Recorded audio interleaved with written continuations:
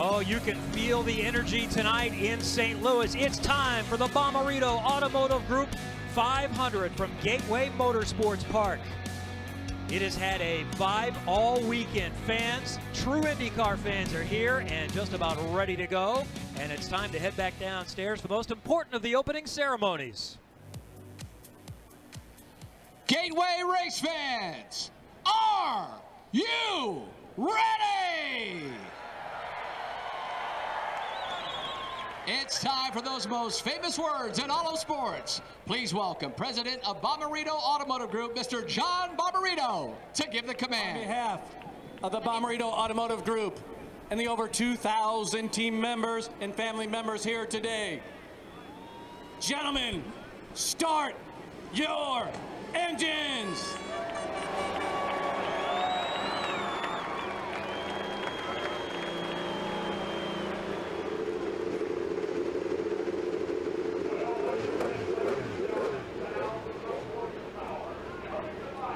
The Hondas and the Chevys are fired. We are standing by to go racing from St. Louis. We're going to see the grid roll by on the screen to find out where your favorite driver is going to start. And we're also going to catch you up on some of the many stories going on as we get set to go tonight. Down to pit road, we start with Jan Beekes. And what a great setup for the front row. Joseph Newgarden, the championship point leader. He's just about ready to burn out here. And alongside Will Power, the hottest driver right now in IndyCar competition. They battled last week for 500 miles. Tonight, they battle for 500K. These teams behind me know at 500K, these cars are going to be here at least 4 times. The track will change. Adjustments here will be key, Katie.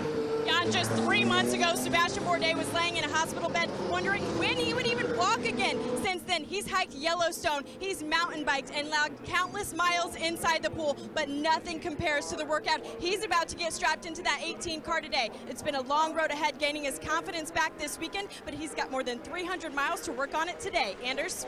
Yeah, and Katie, I think one of the biggest storylines tonight could potentially be J.R. Hildebrand. Remember, he finished on the podium both at Phoenix and Iowa, 2 tracks that are very, very similar to here at Gateway. Also, though, look at the very, very back of pit lane there. Elio Castroneves and Ryan Hunter-Reay all the way back here of pit lane because of their qualifying crashes at Pocono. That could have big implications here as the exit of pit lane is quite tough, and out of those pit boxes, not an easy job here, Robin. 3 years ago, Curtis Francois, who owns Gateway, went to IndyCar and said, I want to race. I want to race. He almost stalked IndyCar. They finally talked to him. They're really kind of worried about going back. It hadn't really worked at Loudon. It hadn't really worked at Pocono. Why are we going to give you a race? Because I'm going to promote it, and I want it here. Well, he showed his commitment when he repaved the track a few weeks ago. And right now, this is one of the best crowds we've seen in an oval in a decade. Other than the Indy 500, and there's some electricity in the air, and there's a lot of IndyCar fans with t-shirts and hats. This is IndyCar territory right now, and you can't say enough for John Bommarito, the sponsor. If you didn't have a guy like that, you would probably have this guy because he's done a great job of promoting it. This should be the template for how IndyCar runs an oval track race. Kevin? Certainly great energy here tonight, and it looks like this event is going to work. And also, we were happy to see that Pocono seemed like it had an increased crowd last week as well, and that one has some momentum moving tonight as we see the crowd and we see the cars headed down the back stretch, and we're going to see them form in rows of 3 just for a parade lap. A salute to the fans, and also a salute to the heart of oval racing, the Indianapolis 500. 3 wide salute to the Indy 500. They're still lined up, Townsend, like that outside the gate trying to get in. There's still a traffic jam on the highway getting in here. As Robin Miller said, the place is filled, and it's filled with passionate IndyCar fans. So many people stopping me and Paul in the paddock, walking up in the grandstands, and there's a lot of IndyCar love in the house tonight, and it's really cool to see them honor the Indy 500 tradition here with the slow 3-wide format. There was a lot of confusion, frankly, in the drivers' meeting about exactly how that was going to work out. Remember, they'll start in 10, 11 rows of 2, so it looks like they did a pretty good job to figure it out. They are professionals, after all. We were a little skeptical, though, because it wasn't just simply in the order. They're not lined up like they would be at Indianapolis. They had a different format going on. The crowd loves it. They're going crazy out there. I can hear them in the booth here. They're all on their feet, waving, cheering. They love it. This is great. In the heartland, oval racing for IndyCar, the last oval race of the year, and so many still in play for the championship. saluting the fans. And of course, they're circulating this perfectly smooth new pavement. This place used to be bumpy. Paul, when you and I raced here, there was a huge bump in turn 3. It really was dicey. They repaved this place just for the IndyCar drivers. All the drivers say there's not a ripple on the surface. Yeah, first year it was bumpy, it was slippery, it was dust all over the track, and it was a handful, but these guys are going to be hooked up tonight and flying. If it's any indication, the lights race was an absolute barn burner of a race, 2 abreast racing. So, man, I hope these guys in the IndyCars can run like that. Well, they now start to form in rows of 2. We're going to have quite a few good looks on board, including Sebastian Saavedra. He's in the number 7 car. Jack Harvey will be in this car for the final 2 races of the season. He has the Arrow on board. Tony Kanaan has one of those helmet cams tonight with the NTT data on board. He is starting 17th. We're going to want to watch him at the beginning of this race. Graham Rahal with the traditional on board from 5th third bank. Still in 6th in championship. Different look for Graham. He's got a blue and dark blue car starting 13th. James Hinchcliffe also has a helmet cam with the Lucas Oil on board, starting in the middle of the field, 10th in this race. And a view from the front row, Joseph Newgarden, the championship leader with the Verizon on board, will start on the outside of his teammate, Will Power. And Scott Dixon has our Verizon streaming camera starting from the 7th position. Go inside IndyCar all season. Download IndyCar Mobile from Verizon. Paul, you won the very first race here for IndyCar in 1997. That was a thriller. What could we see tonight? Well, I think you're going to see the same thing. I think these first 4 Penske guys are going to be racing each other hard. But a guy like Ed Carpenter, Scott Dixon, the Wild Thing, these guys can sneak up on these Penske guys, Townsend. Look at this. Since the last IndyCar race at Gateway in 2003, 219 different IndyCar races with 40 different race winners. 11 different 500 winners, and of course 1 solar eclipse. You know, I think the chance for Ganassi in a Honda-powered program with a Honda Aero kit, which everybody knows is a bit of disadvantage tonight, they have to jump the starts and restarts if they have any chance of mixing it up. We've typically seen real fast starts by the Penske guys. You see Will Power. You can see the pace right now is pretty quick. So these guys typically want to string it out and get the racing going. Power in the silver. And we've got a yellow in the back in turn number 2, and that's Tony Kanaan, who's not only gone around, he's got damage on the parade lap. I think he collected Marco Andretti, perhaps. I thought I saw another blue and yellow car. Maybe it's just Kanaan. Looks like it might be just Kanaan.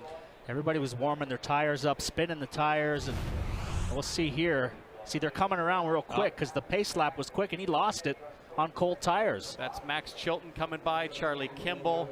Oh, there's Marco Andretti. So he just got by all right, and that is a disaster, not only for Kanaan, but for Scott Dixon, because he needs Tony Kanaan to mix it up with the field as we ride on board. That's a big hit. That's a game ender. So, well, I don't know if it's a game ender, if it's just the back wing, but he's definitely going to go laps down. But like I said, the pace was coming around that corner pretty quick on the pace lap, and he was hustling to catch up, and it looked like he got some tires maybe on the curb or the white line and lost it.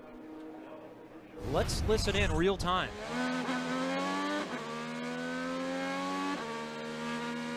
It's on that white line. Ooh. How about the gearbox casing? If the attenuator is the only thing damaged, they might be able to put a new rear pod and get him back out. It's off the ground. Might be suspension damage as well. So the race is officially underway. These laps on the first one are being scored, but we'll go green officially coming up in just a moment.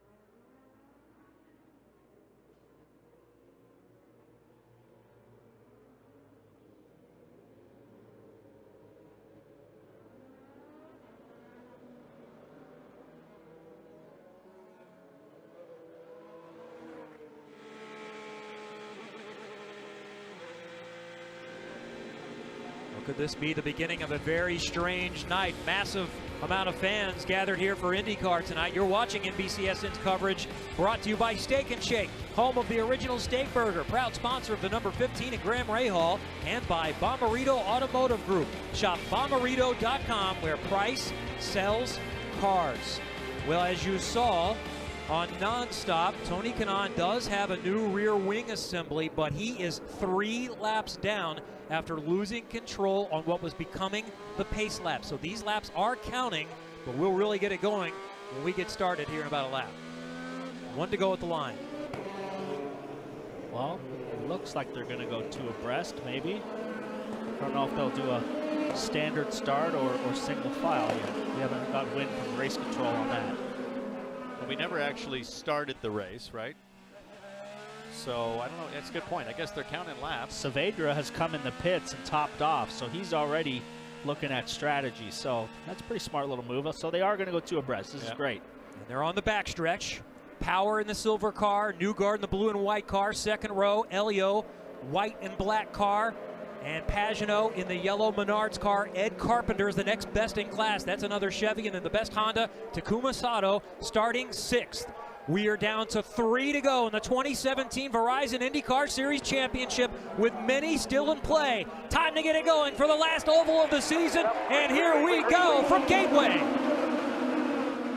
Guys right down on the wall. Dixon was trying to slide down the wall. Newgarden goes for the lead.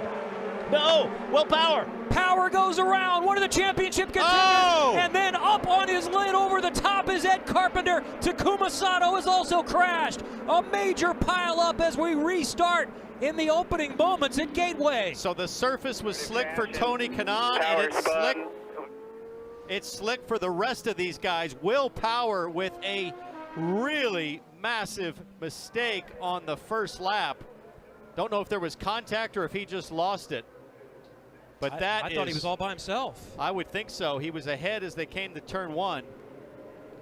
Looks like he's talking to the Homatro safety crew, which is a good sign anytime one car climbs right over on top of another. And we had a clean day yesterday. We saw all kinds of crashes in practice and qualifying at Pocono, so that wasn't that surprising, but no problems yesterday. Here's the thing, as we see Takuma Sato come to pit lane for repairs, when you come to a new racetrack, guys, the one thing you don't practice is being in 2nd or 3rd gear and getting after it on the throttle out on the racetrack. You never do that. You never have a chance. It's big speed by Newgarden around the outside, and it was almost like a NASCAR type situation where he just sucked the air around on Will, because Will just went loose. We see go green, and Dixon's right against the wall, tight against the wall. He backs out. Smart move, but here goes Newgarden around the outside, and it was like he just lost it all on his own. Cold tires. That was a big move from Newgarden, and boy, Will Power is lucky the way Ed Carpenter backed up gearbox first on board with Newgarden. And watch this. How about this setting a championship tone? Big move around the outside.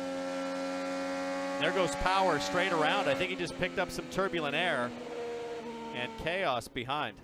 Yeah, Newgarden came down, took the line away from Will, cut the air off the front of the car. Not anything wrong with that move. He was completely clear of him, and it just pulled the back end of Will Power's car around. And then Sato and Carpenter in reaction also get turned or turn around. I'll tell you what, Helio Castroneves was almost into that. He barely missed that. What is it about that section of track? That's exactly the same place that Tony Kanaan lost it on the warm-up lap. Well, there's been no different type of rubber that, other support series other than Indy Lights, which we typically run with all the time as the support race. So track is clean, track is fresh. It's quite a bit cooler than it was in the afternoon when they qualified. Not that much different than the first corner of Phoenix earlier this year, where there was 2 or 3 cars taken out, Mikhail Aloshin and Sebastian Bourdais, in a similar style accident. So after Pocono last week, it appeared like Will Power might have had the momentum. He was climbing in the championship, but he's out before it barely gets started tonight.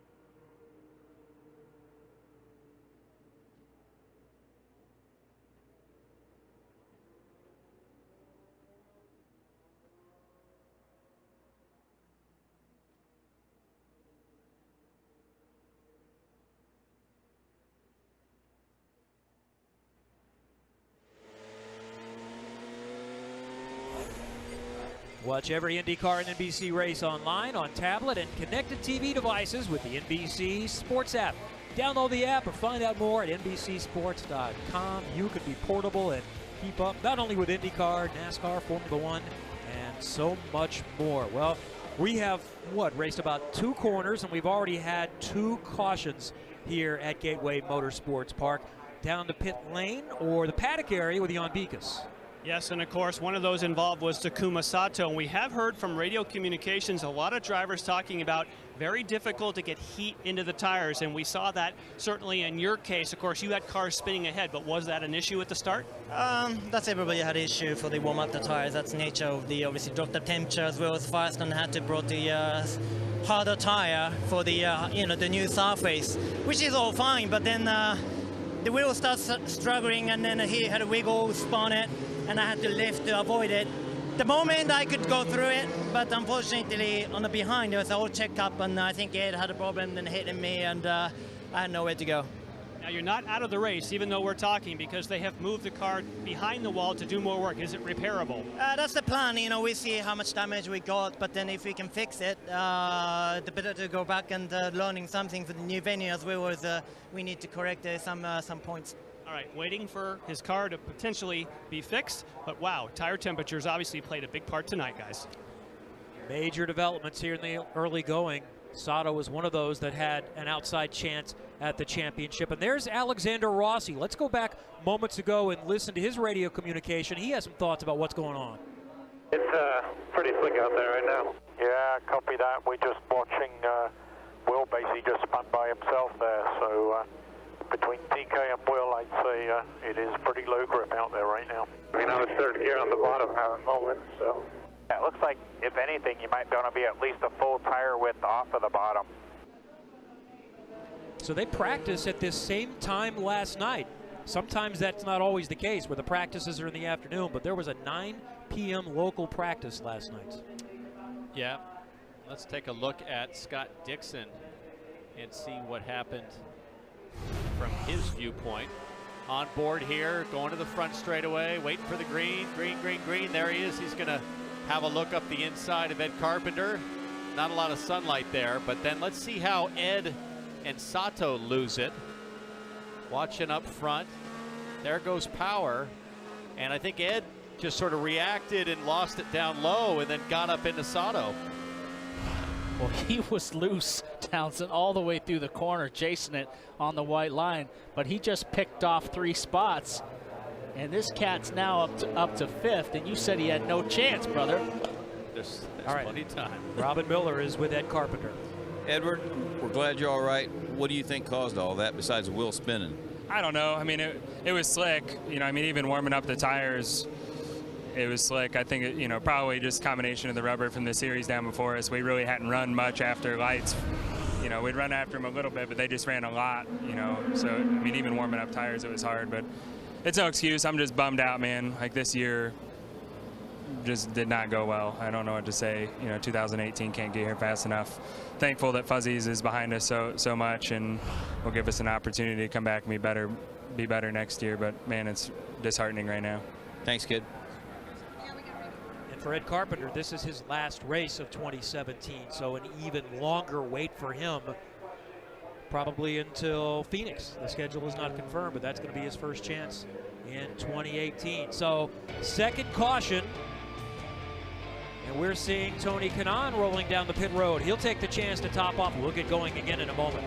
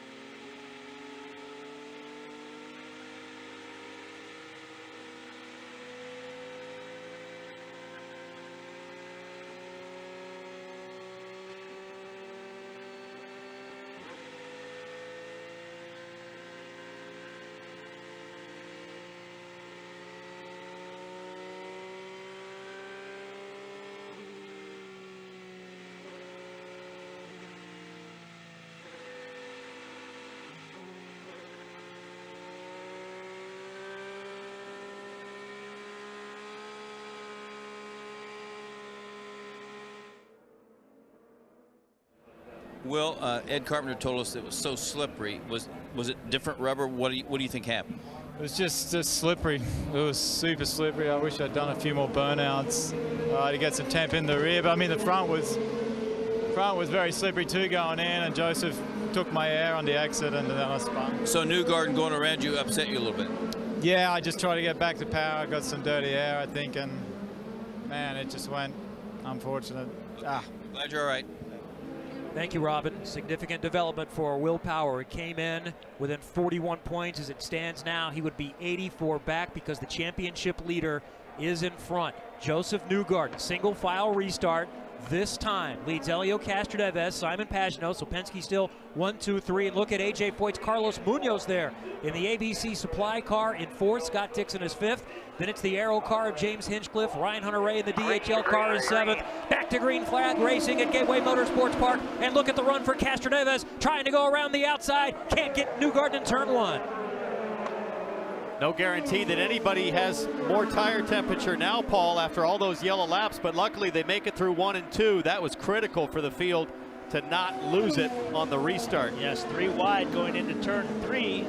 Rossi slides down the inside of Hinchcliffe, but Helio Castroneves was aggressive on that restart, had a nice little start. He was forced to the outside by Newgarden, but Newgarden now has taken control, leads by half a second. It did surprise me a little bit to see Castroneves fairly aggressive considering what has happened. He settles in now, and look at Newgarden start to scoot away just a little bit. Penske still 1, 2, 3. Tony Kanaan getting around Marco Andretti, but Tony Kanaan is 3 laps down. Keep in mind, though, he was 2 laps down mid-race at Texas and came back to finish second.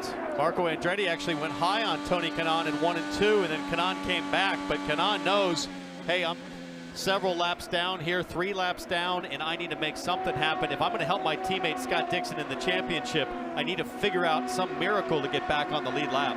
We're finally underway. We're 21 laps in, but this is a 300-mile race, folks, so there's a lot of racing to go and a lot of pit stops. So by no means Newgarden leading here. Whoa, big move by Connor Daly coming down the inside. I think that's Bourdais, so it's actually Ed Jones, I believe, in the 19 car for Dale Coyne Racing, the rookie who's had such a great season. And Connor Daly, for this young American driver, this race is a big breath of fresh air in terms of pace. They're in the hunt. They're competitive. Qualified in the top 10 or just outside the top 10. Daly did an 11th. And his teammate Carlos Munoz is up in 5th. So this is a big break for the ABC team. And with the Chevy kit, they've got a real shot tonight. Got a shot at his best finish of the year as we look at his teammate leading Ryan Hunter-Reay. He's up 6 spots, or up 8 spots already, so he's marching forward in that Andretti car. That's our Bomarito Automotive Group biggest mover since the start of the race. Once again, Ryan Hunter-Reay charging forward. Good start for Charlie Kimball. And how about Sebastian Bourdais in his first race in 3 months, picking up 5 spots right off the start. Down to pit road and Anders Krone. And guys, I'm just smiling watching Ryan Hunter-Reay here. He always makes this happen. Remember, at Iowa and Phoenix, he always makes that high line work on the opening laps, and he's a master of cold tires. So I think we're going to see Ryan Hunter-Reay here march to the front, especially after pit stops. Katie? Sebastian Bourdais shook off the nerves of getting back in the car at his test in Mid-Ohio, so he was fairly calm going into the green flag here at Gateway. But I asked him, do you have any lingering aches or pains from your crash at the Indianapolis Motor Speedway? He said, you know, really the only thing that hurts is the left side of my neck. Townsend, why is that? Well, it's sore because of the G-force. All left-hand corners, of course, you're pulling 3.5, 4 Gs in the corner on high downforce. So the left side of your neck, there's really no way to work that out. There's all kinds of machines that people have tried to come up with, Paul, through the years to work your neck. Nothing does it like a short oval, and it's got to be very fatiguing. Tell you what, look at that front wing on Pagenaud's car flapping up and down. We were talking about that in Pocono. Look at that front wing. If we get a zoom in on that, that sucker's really moving. He's stalking the back of his teammate as these 3 Penske cars are kind of stretching out on Hunter-Reay, who got around Munoz. But Scott Dixon is somewhat keeping chase. That's him in the blue and white car in 4th. Then you have to go all the way back there to that yellow and red DHL car for Hunter-Reay in 5th. Carlos Munoz is 6th. There's Alexander Rossi in the red, white, and blue car for Andretti. He is running in 7th position. James Hinchcliffe is back there in 8th. Graham Rahal in a blue and black car this weekend with Fifth Third Bank sponsorship popping down to the inside as we go on board. He's running at 9th.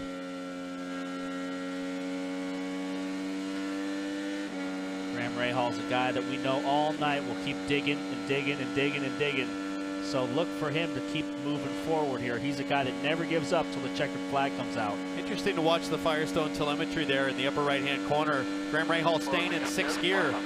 I would have expected maybe some downshifts. There he goes, down to 5th, down to 4th for the slower turn 1. It looks like a lot of guys right now, Paul, are just riding around on these slick conditions with dirty air coming off the car in front of you. I think they're kind of happy in this first stint to just try to figure out what they have, both in their car and what does the track give you tonight. Riding around at 187, 88, 89, 90 miles an hour, 92. So I don't know if I'm just riding, but they are flying around here. Well, as they're flying around, they are about 16 seconds, the leaders are, ahead of the last place car of Sebastian Saavedra. In about another 8 laps, these 3 Penske leaders should start to come up on lap traffic, and that'll be interesting to see what happens if Newgarden's able to just blow on by, or if it takes him a while, kind of like what we've seen in Milwaukee in years past.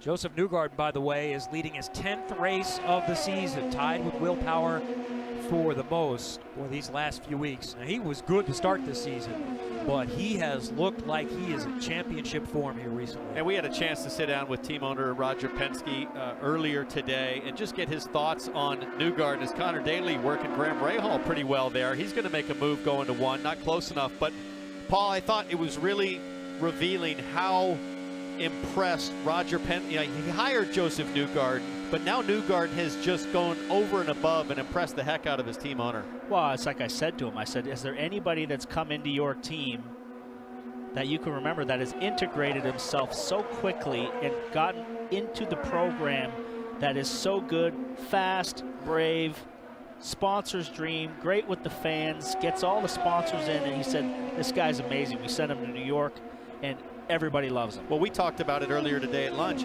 If you look at Joseph Newgarden, I can't find one single thing to criticize, to say to Joseph Newgarden, hey, this is something you need to work on. He's perfect across the board. He's fast. Or off the track. He's presentable. He works well with all the mechanics. He lives there in Charlotte. He's at the shop every day. He's enthusiastic.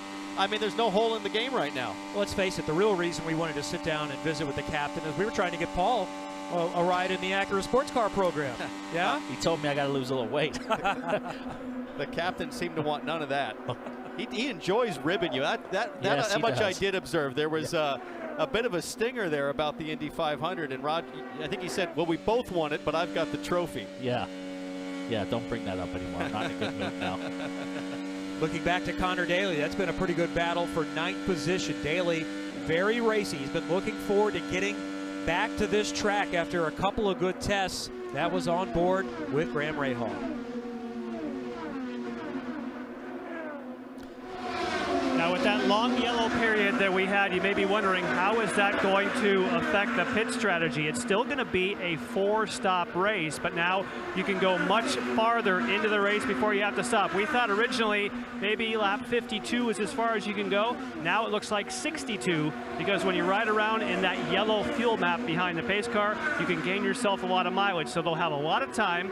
Townsend, you were saying, and Paul, they're trying to find out what they have right now.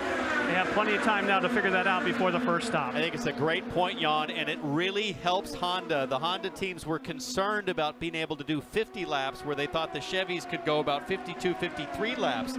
Now with that long set of first yellows, that puts Honda much deeper into the first pit stop, which makes the subsequent stops much shorter. It helps them out big time. Connor Daly all over the back of Graham Rahal, searching left and right for a way by. He's running closer to the back of Rahal than I see anybody running on anybody, so he's looking for a way by. Now here's a thought I have. Here, once we've gotten going, we haven't seen many changes for position. I would imagine there's some trepidation after seeing the first few laps. What are the chances that as the track rubbers in and people learn things throughout the race, it's a much different race in the second half? Well, I think it's a good point, Kevin. They're getting confidence back. Not a lot of confidence on the first corner of the first lap, and Connor Daly has a lot of it right now. We'll keep an eye on Connor Daly trying to get a spot further up in the top 10, running in the 9th position, and there is the leader, the championship leader. The young American from Tennessee, Joseph Newgarden, is in front here in St. Louis.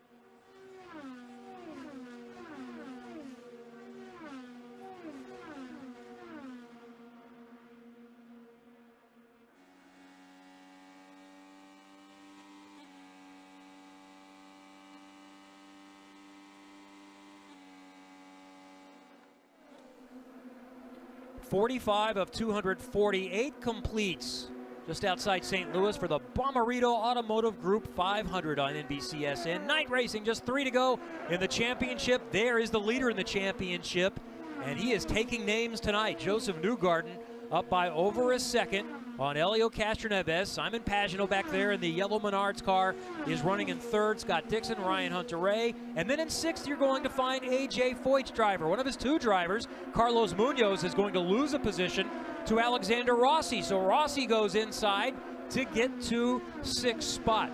But still, a strong night so far for A.J. Foyt's team, Robin. A.J., it's nice to see you back, but it's even nicer to see your cars being competitive. Well, it's been good to be back, you know. It's just one of them things. The older you get, the more you're gonna miss. What do you credit to these guys turning today or this weekend around? Did you scare them into running better? Yeah, I think so. Everything's looking pretty good. Still a long way to go. How's your house and your farm and your ranch in Houston? How's that going, and how's your wife? Is everything okay in Houston? Well, everything's going good there. I'm just worried about the weather's moved in pretty strong over the ranch and all that, so just got to keep my fingers crossed. All right, glad to see you back here. Always good to see Super Tex at the racetrack, and also happy to see he was able to get here from Texas, and our thoughts are with the people in Texas and Louisiana. Massive rain and a lot more of that they're dealing with from Hurricane Harvey. Both of AJ's cars are in the top 10.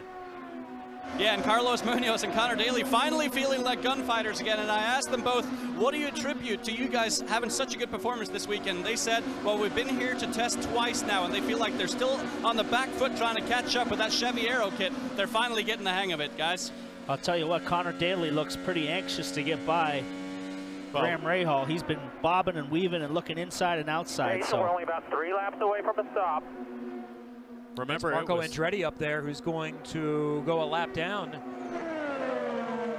Already is a lap down of leaders. Remember, it was a year ago that Graham Rahal was complaining about Connor Daly, saying Connor lived rent-free in his house. Now it's Daly trying to get by Rahal. What sort of comeback is he going to have on that as we see Joseph Newgarden get all over the back of Saavedra? They're going to be pitting here pretty soon. Looks like the window's open, so these guys are trying to hang on to the lead lap as they come to the pit stops. Newgarden's got a little run here. He pops out and slides right by Saavedra. So Marco will be next. He's still on the lead lap for the moment, so caution would save him right now. Marco almost was collected in that opening turn when we went green, when Will Power went around. He had to hit the brakes to avoid that contact. I wondered if he picked up any debris or anything, but he has stayed on the lead lap.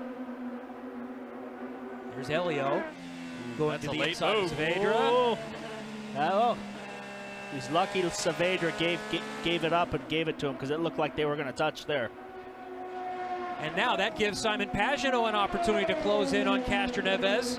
That's for second place. But that allows Newgarden to open up a much bigger gap up front, and I can tell the way things are shaping up as we come close to our pit stops, the in and out laps are going to be critical for track. It's all about track position. But look who's creeping into the picture back there. That blue and white car, the number 9 of Scott Dixon, as we see Carlos come in the pits.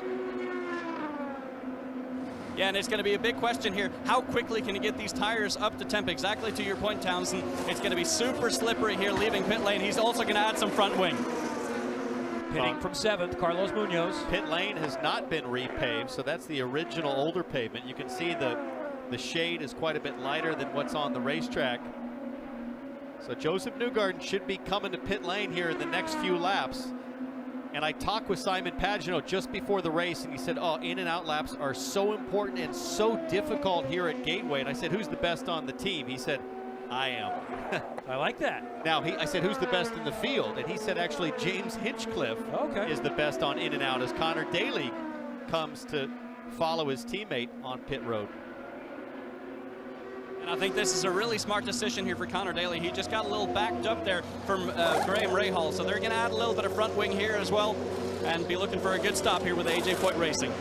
And we talked to some strategists, and several said, I want to come in early. I don't want to come in with a big pack of cars, even if it's under green, because this is a very narrow pit road. There's Ryan Hunter-Reay in, Anders. He is indeed, and he's also reporting some understeer. He's going to get 4 brand new tires and also some additional front wing. A little bit of an issue on the right rear there, but he's on his way. Looks like the fueler got stuck, Paul, pulling out.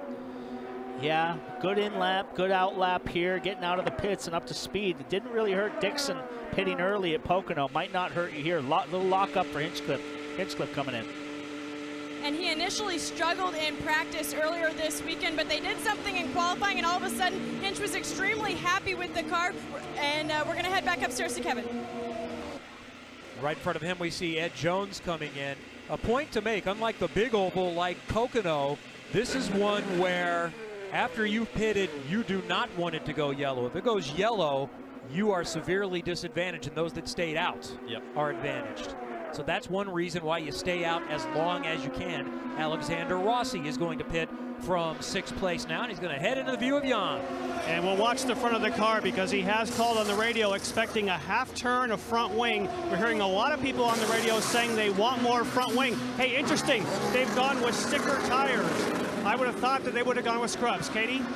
And you see Elio Castroneves making his stop and a front wing adjustment for him, but his teammate Joseph Newgarden is getting ready to make his stop. The entire field is chasing him in the Verizon IndyCar Series points. As you see Scott Dixon make his stop there, putting on 4 fresh new tires for him. He said the car is feeling a little bit light, and he is also down and away. We're still waiting for Joseph Newgarden to make his stop. As we see him pull into his box right there, the entire field is chasing him in points. They're also chasing him on track right now, as you see a quarter turn front wing. Jan?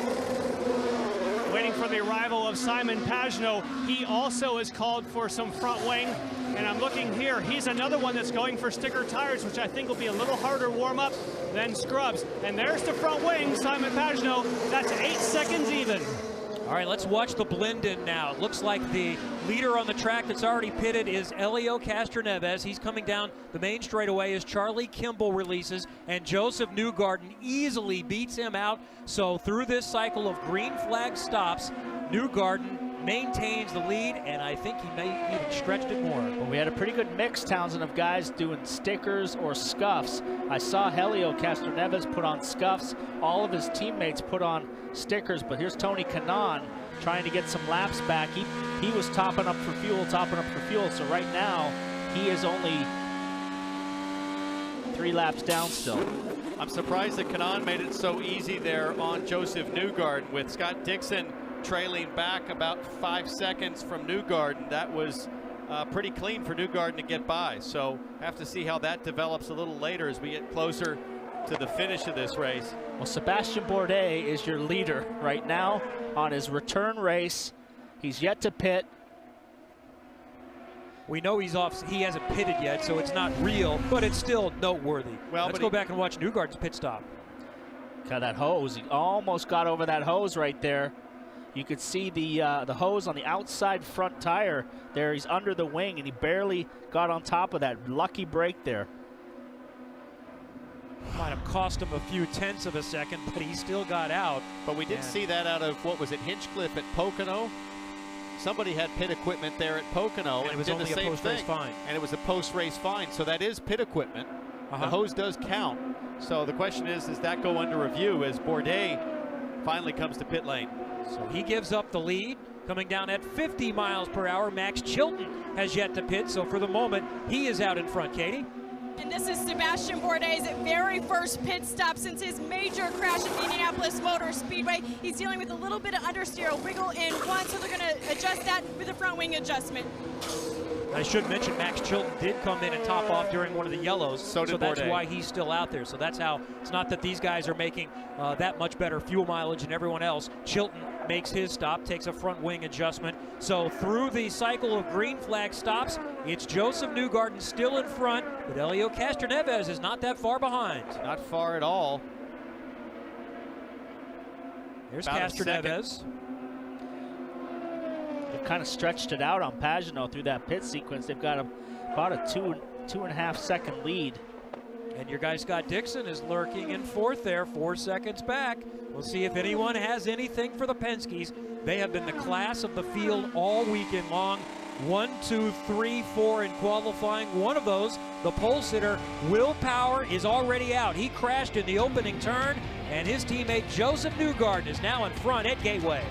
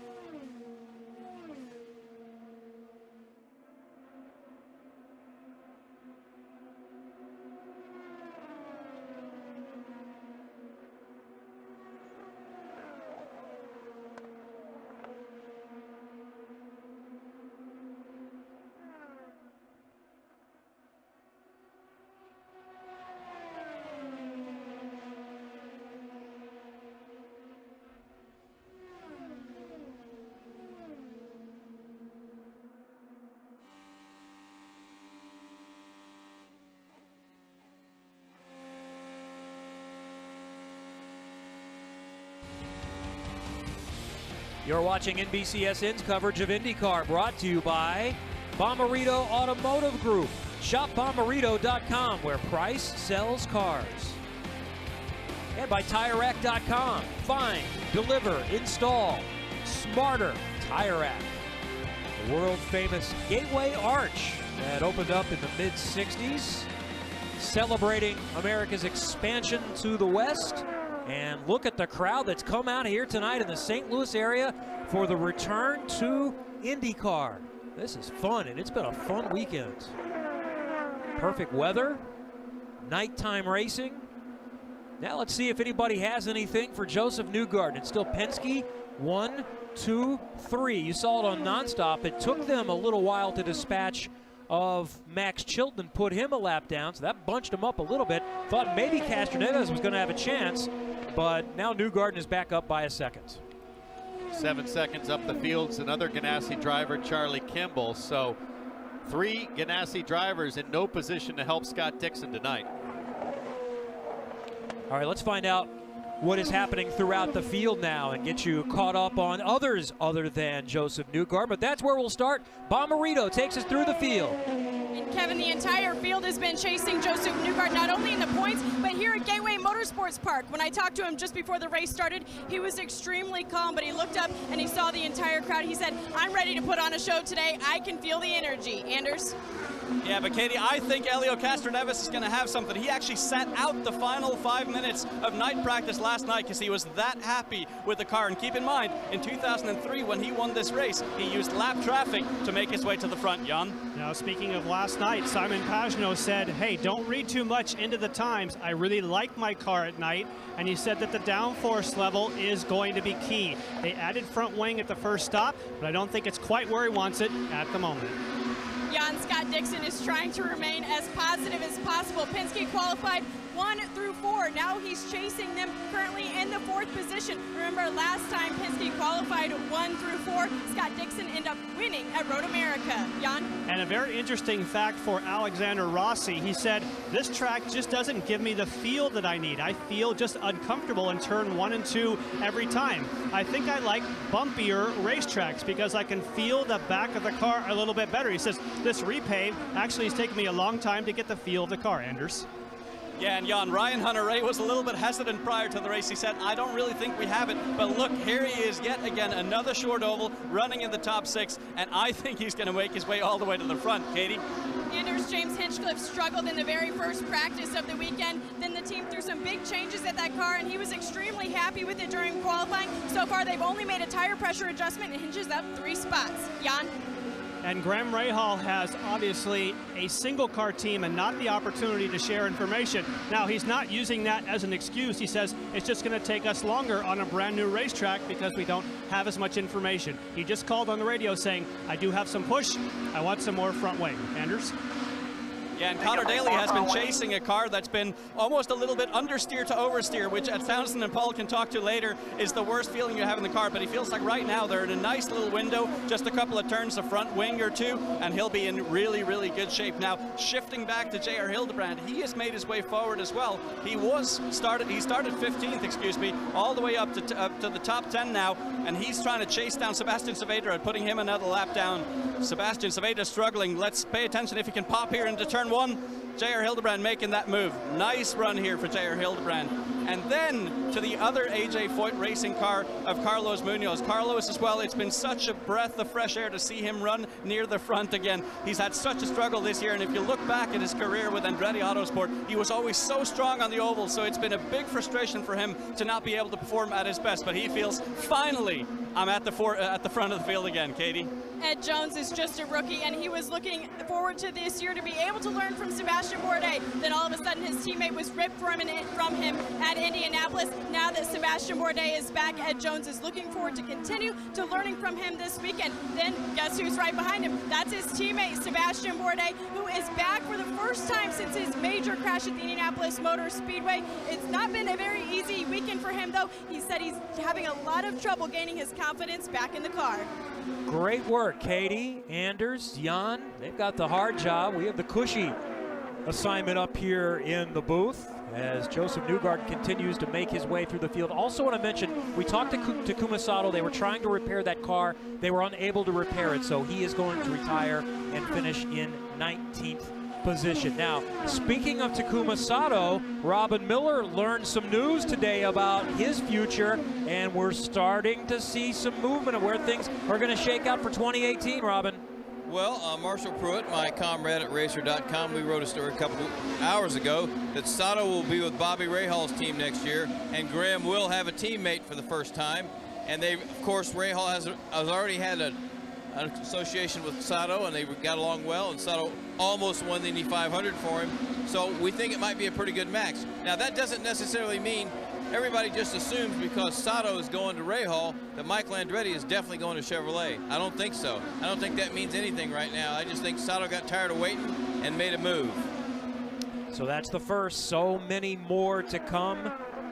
Most of the field is out of contract after this season, and there's some heavyweights as well. And as Robin mentioned, we're still waiting to hear what Michael Andretti is going to do, remain with Honda or go to Chevy. We know that guy in the blue and white car is going to be with Team Penske next year and for many years to come. Yeah, we said earlier on in the show, Roger is high on this guy. He thinks he's one of the greatest drivers that's probably been with the team. He sees a lot of championships in this kid, Townsend. Well, and I think you could see championships from Joseph Newgarden for a long time. Still, you know, a young driver in his mid-20s. He's come up through the junior formulas, the Mazda Road to Indy, through the Indy Lights Series. I think, Anders, you've done some wheel-to-wheel action with this guy.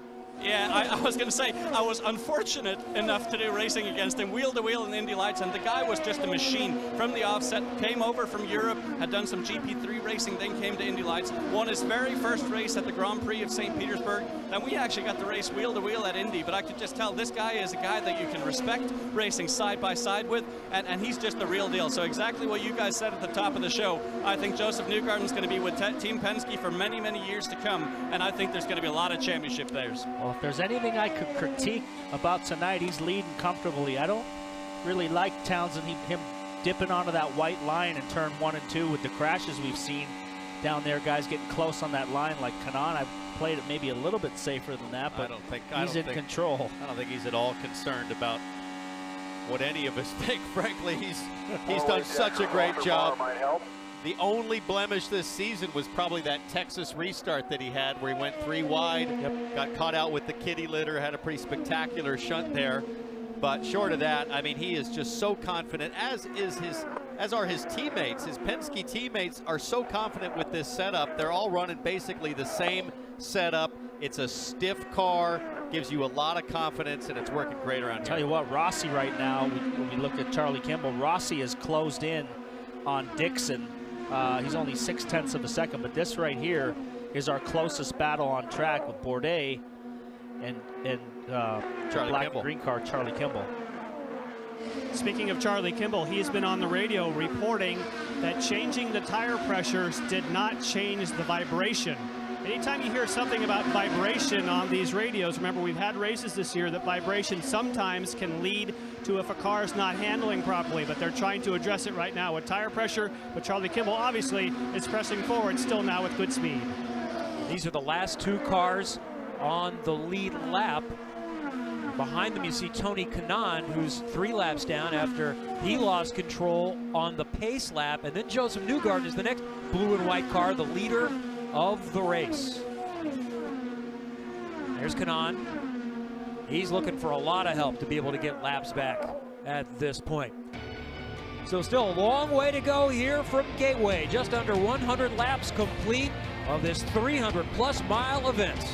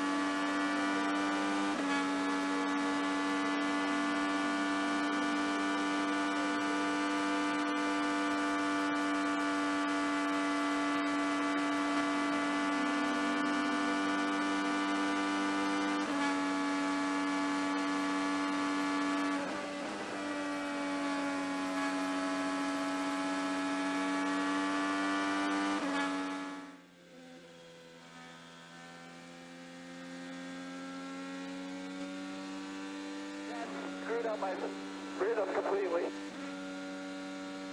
That's my bad.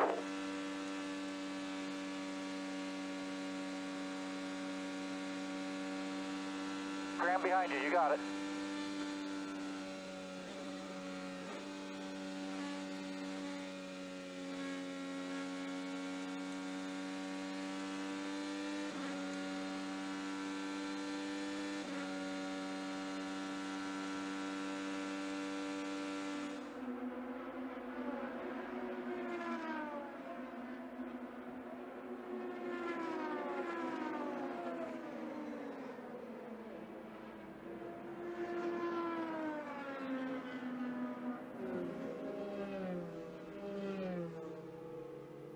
Alright. Yeah, I'm okay. Thanks.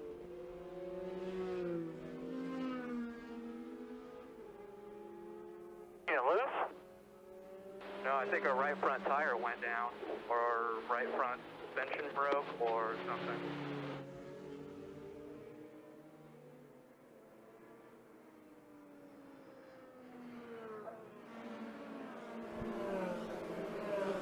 We are now under yellow at Gateway Motorsports Park, our third caution of the day, and contact for J.R. Hildebrand. He appears to be okay. He's already talked with the team. The Homatro safety crew is already there. J.R. was having a pretty decent run. He was running in 10th, but he's made pretty significant contact with the wall. We heard on his radio, he said he thought the suspension broke or the right front tire went down. It's on the exit of 3 and 4. As we get a replay now, it's an easy flat corner for these guys. And take a look here. It just went straight. Yeah, it's broke. Sparking. See the sparks. It's so something for sure broke on that car. It's been a bad night for Ed Carpenter's team. That's a big, big hit. You are fully committed, wide open.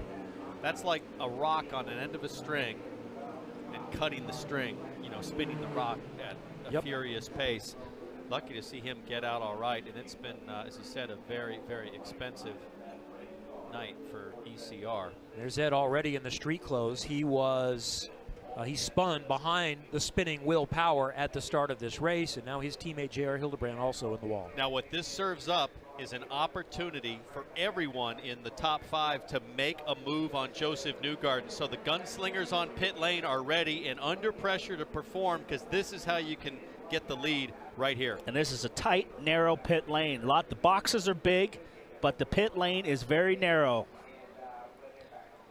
Yeah, and Elio Castroneves super happy with his car. They're just going to add some additional front tire pressure, and after that, adding a half a turn of front wing and be on their way. Katie? It's been a nearly flawless day for Joseph Newgarden, but he's working the front bar out on the racetrack. Let's see if he gets any adjustment, a front wing adjustment for him. Jan? For Simon Pagenaud, they've talked on the radio saying we will make a front wing change. Did not say whether it would be up or down. It was like a little bit of a delay possibly on the right front, and they are adding front wing. There goes Castroneves, there goes Newgarden, and third for Simon Pagenaud. And once again, the number 3 Penske crew, Elio Castroneves, they got him a position there, they got him the lead. And it seems like every year at the Indy 500 pit stop competition, Paul, those guys come to play. Well, Roger said, Elio's my guy when we met with him today. He said, hey, I could have gone with the new guy. I could pick whoever I want on the team. But he said, Elio's my guy, and I want him to win. So he's got him out front. He's been stalking Newgarden. He's been right there with him. So they definitely beat him out on the pit stop exchange. Now, Newgarden does lose the spot, but I could see there in our triple box, I think it was his outside front tire changer that held him to avoid contact. I think this is Vance Welker on the outside front. So let's watch the end of this stop. I think they completed the service in their normal allotment of time. He makes the wing change, and he's holding him an extra second just to be safe and make sure there's not any problem this very, very narrow pit road. I'm a little surprised by that, Paul. There's 2 lanes there that they would have held him. Oh, there it is. It was close. He almost was out into the side of him. I don't think he didn't hold him for very long. I think Rogers' crew was just that little bit quicker. You could see, I just saw, if we can replay that again, the fuel hose came out a little bit slow on Newgarden's car. The guy pulled it halfway out, and then it got stuck, and he had to yank at it again. So that's maybe what he was waiting for instead of the traffic. Yes. Okay. Hopefully we can get another replay of that. Yeah, but the fuel hose was already out, Paul. It's almost like they just waited because they were worried about maybe some contact. Watch this right here. When he goes to pull it out, it's going to get stuck halfway coming out, and then he has to yank on it really hard. Yeah, but then they and just that's just that. He still held an extra second or two. But we've had so many problems on pit road. I've always argued on the super speedways, the passes like Indy and Pocono where it's easy to pass, better to be safe than sorry. This is not really one of those tracks, though. This is one where you probably, unfortunately, have to push the issue a little bit. Listen, that's the second stop for Joseph Newgarden. When it's the 4th stop and the final stop, I don't think they'll be holding him. They'll be sending him, and Tim Cindric will be racing his boss, Roger Penske, absolutely 10-tenths. Those guys down on pit road, I think, are just as brave as the drivers. They are in harm's way, and they get after it. So we've got a restart coming up in a little bit. It's still Penske 1, 2, 3. We've changed up the order a little bit. Elio Castroneves still seeking his first title is in front.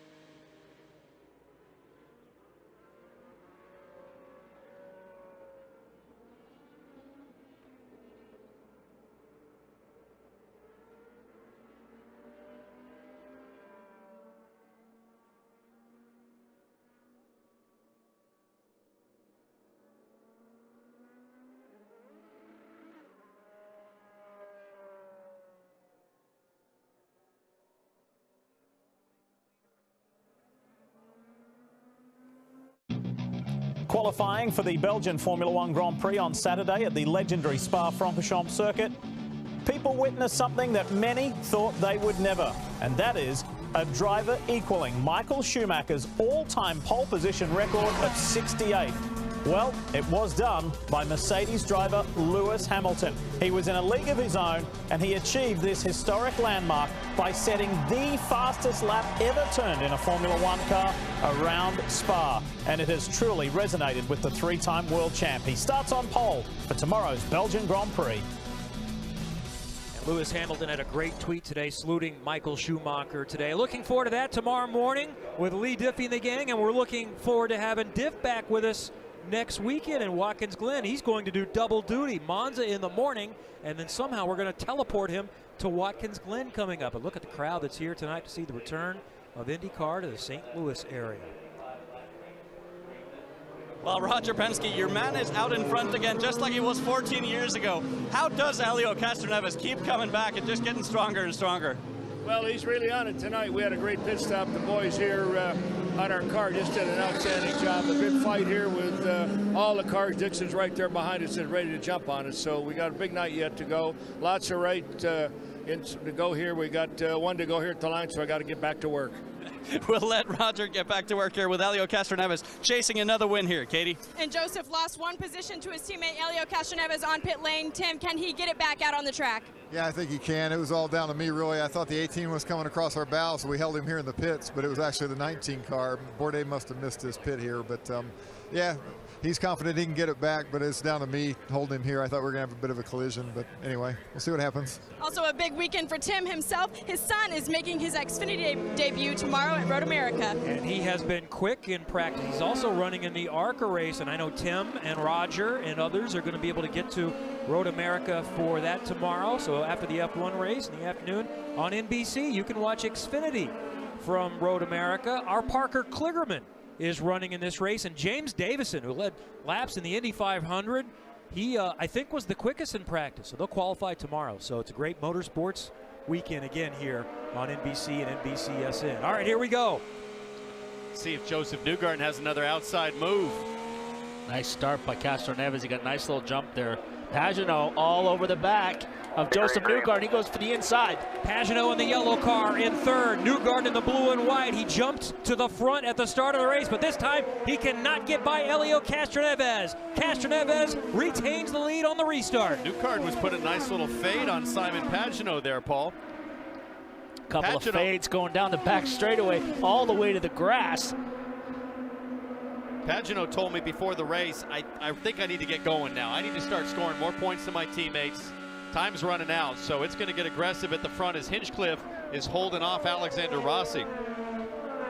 Will Power, who crashed in the opening corner, would be 74 back right now, and it's starting to get racy a little bit further in the back. That's Bourdais, and a big wiggle for Sebastian Saavedra, who hangs on to it. Here comes Marco Andretti now looking up the inside of Bourdais going into turn 3. It looks like Andretti will have the position. Andretti made some changes. He had a long pit stop. I think they made some wing changes, adjusted the back wing on his car, so maybe he's struggling. Maybe he'll get a little bit more racy. There's Newgarden in the blue car chasing the leader in the gold and white car. Helio Castroneves with the Shell Fuel Rewards sponsorship here today.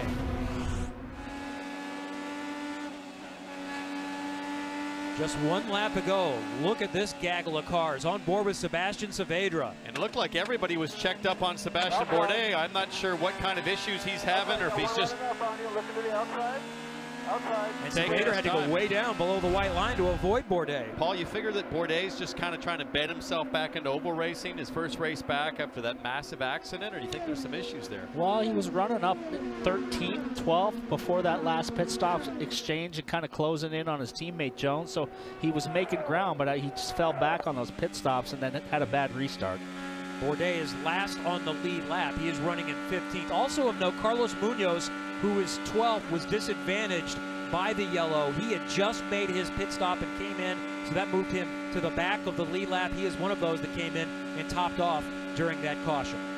Get the feeling we're going to see a lot of action from these 5 Hondas. There's Dixon, Hinchcliffe in the gold and black car, Alexander Rossi, and Graham Rahal. As we get to the later stages, These guys are looking very racy for that best of the rest title behind the three Penske's. Connor Daly just passed Hunter Ray for position, so he's moving forward as well. You see Alexander Rossi trying to stay in contact with James Hinchcliffe. On that last pit stop, there was some blistering of his right front tire. We saw the same thing for Simon Pagenaud, both of which had been on the radio saying they had understeer. So what we're seeing, those that push hard with the front sliding, they are getting a little bit of blistering. They've made adjustments on pit road and new tires. Katie? We noticed Sebastian Bourdais was dropping back in the field a little bit, so I want to get the word from the boss, Dale. Is Sebastian feeling okay, or is he just settling back into oval racing? He's doing better today. Yesterday, the steering was pretty hard, but today we changed it a little bit, and he's doing much better tonight. How proud are you of Sebastian Bourdais for rallying from that accident, and here he's back earlier than we even expected? Well, the surgeon told us right after the surgery he's definitely out for the year, but Sebastian wouldn't have any of that, so he worked hard to get back. So we're happy to have him back. I can tell you guys it's been all smiles from the entire 18 crew all weekend long right before Sebastian got back in the car. Lots of high fives and good luck. Be safe. Now, we had a competition meeting before the race with the series organizers at Chief Steward Brian Barnhart. I specifically said to him, have you had any tire blistering problems? He said, no, the tires are really durable. Now we have a case where we've had a couple tires blister, and that could have been Hildebrandt's problem when he went in the wall. Well, there's a big difference between practicing and qualifying and racing, because when you're racing on a short oval like these two guys, you're driving in a lot of dirty air. And when you're driving in dirty air, you're relying on the tire for more of your total grip than the aerodynamics that you have in practice. So that'll put a lot of demand, excessive demand on the tire, and that can lead to blistering. On board with Tony Kanaan, who remains 2 laps down, so he's got 1 of the laps back. And looking up ahead, we were seeing the battle to get in the top 10. Ed Jones, the rookie, holding off Charlie Kimball for the moment. There's Kimball in the green and black Novo Nordisk Traceba car.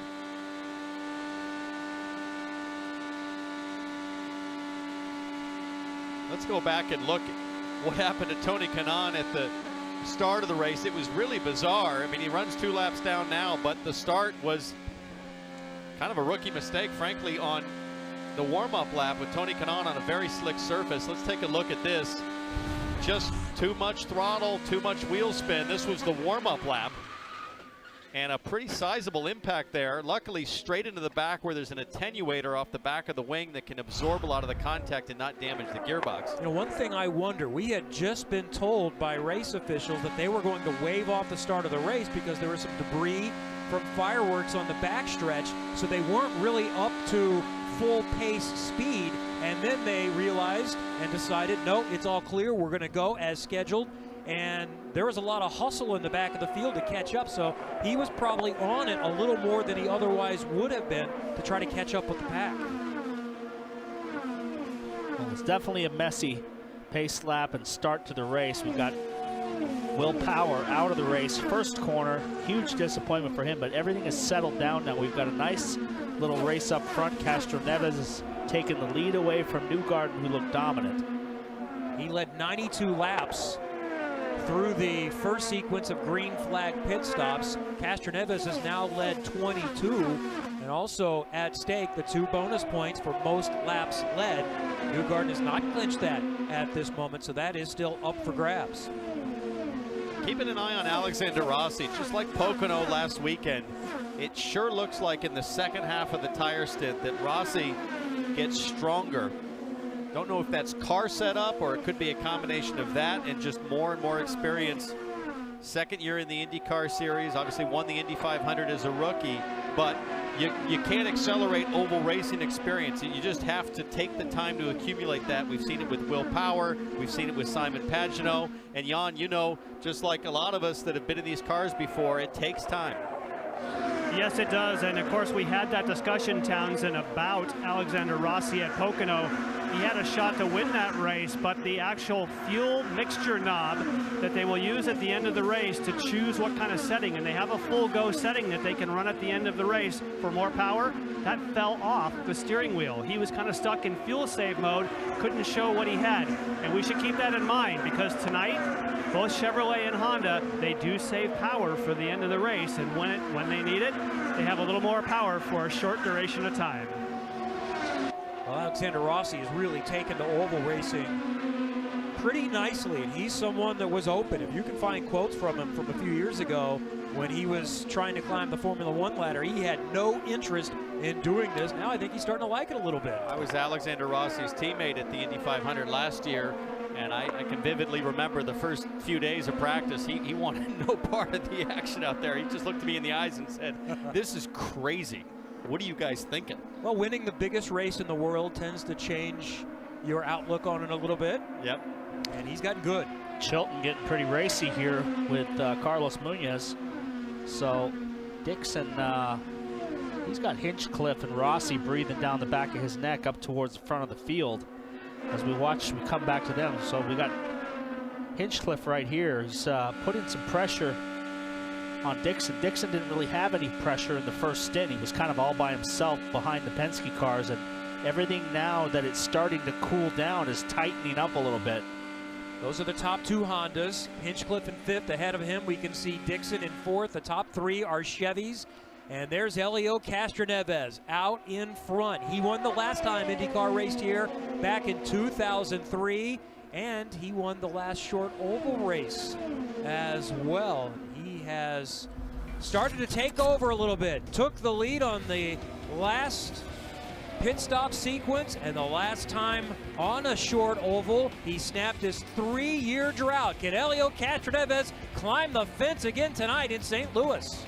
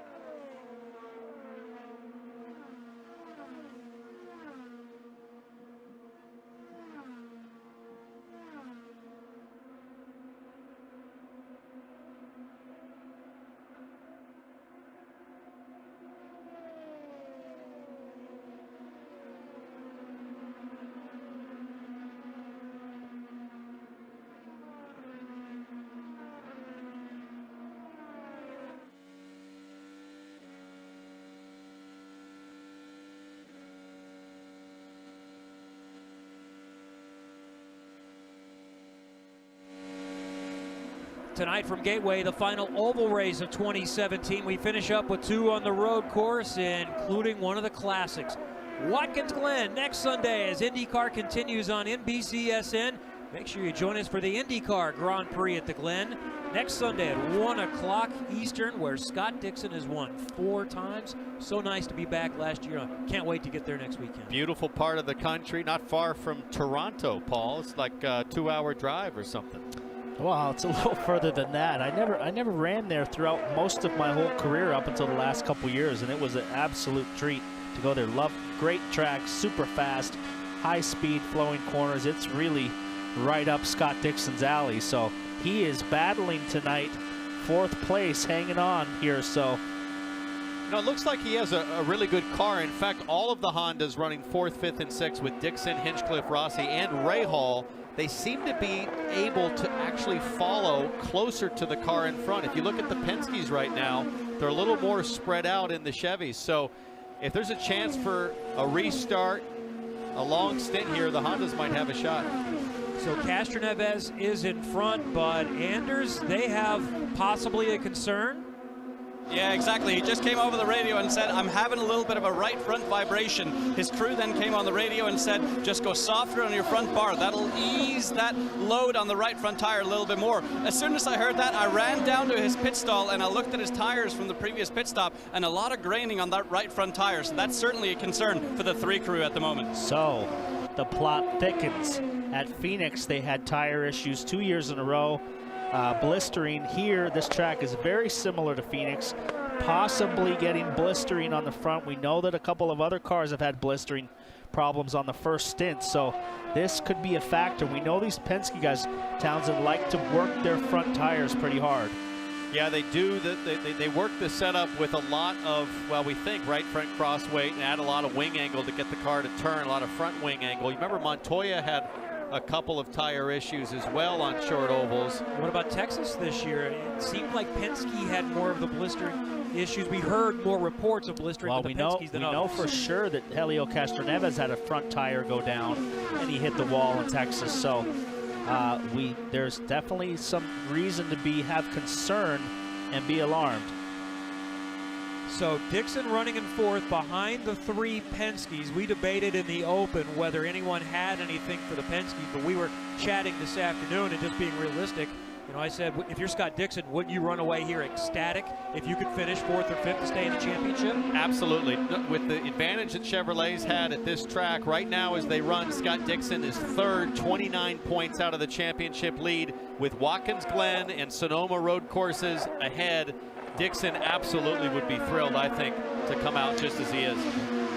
And when you see Scott Dixon trying to chase down Simon Pagenaud, Simon has been on the radio saying, I still have big understeer. They're telling him, hey, Simon, just hang in there, get to the next stop, we'll add more wing. Look at that deficit, though. He is dropping back with that push. And the problem is, guys, like you're talking about, you start working that front tire with push. Blisters, which he has already had, could be a problem. And I think for Pagenaud, if he is struggling, he'll come to pit lane really soon, just entering the pit window at around lap 150. We're at 149 right now.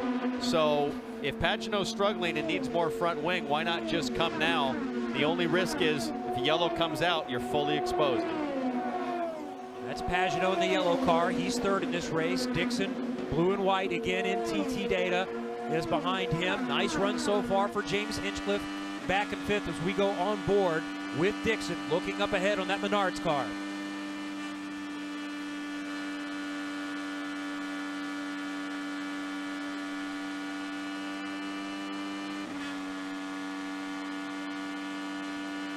Joseph Newgarden dominated the opening stages of this race. He went around Will Power at the beginning, then Power lost it, and Newgarden running 2nd right now is the subject of our Chevy driver profile. So look at these stats for the beginning of his career. First with Sarah Fisher's team, then the combination with Sarah and Ed Carpenter Racing, then with Ed last year, and then he's already matched those number of wins in 14 races with Team Penske. I tell you what, Castroneves is complaining about front tire problems, but in the last 3 or 4 laps, he is completely checked out on Newgarden. It's now 2.5 seconds, so we don't know if Newgarden's run into a problem. Look at this gap right here. It was so close, and now, you know, Castroneves is complaining about his car, but he's leaving the rest of the field.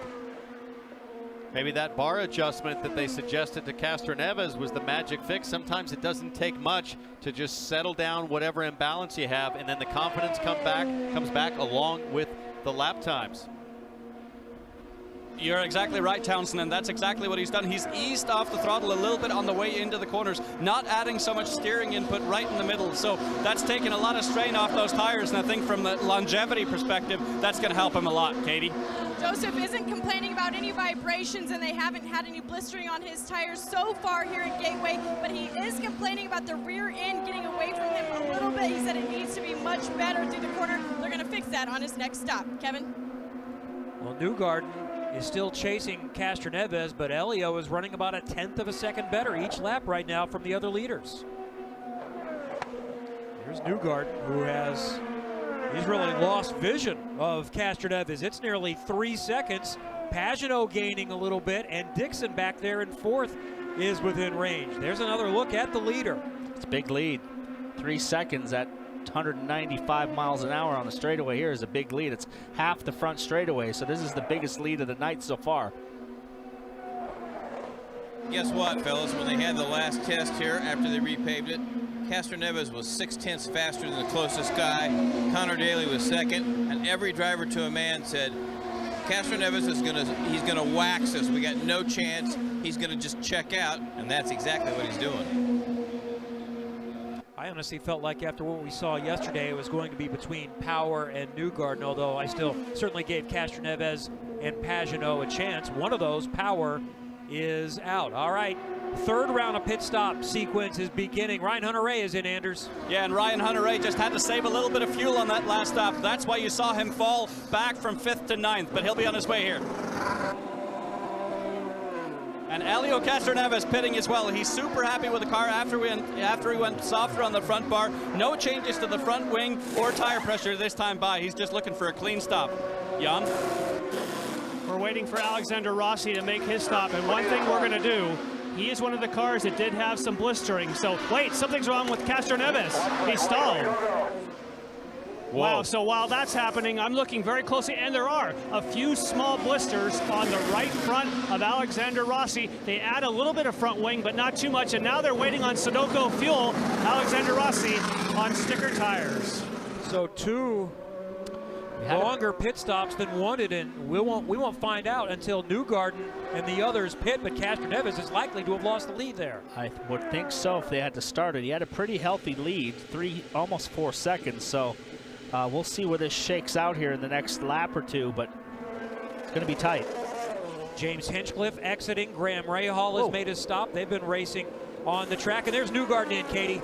Tim Cindric just said, hey, buddy, we need to play a little bit of offense. Remember, Joseph had a bad stop last time. Elio, a bad stop this time. Joseph needs to be nice and quick. Okay, this is an opportunity for Simon Pagenaud. We're watching to see where Newgarden's about halfway down. They add some front wing, and it's going to be neck and neck. But Newgarden gets him off of the pit stop.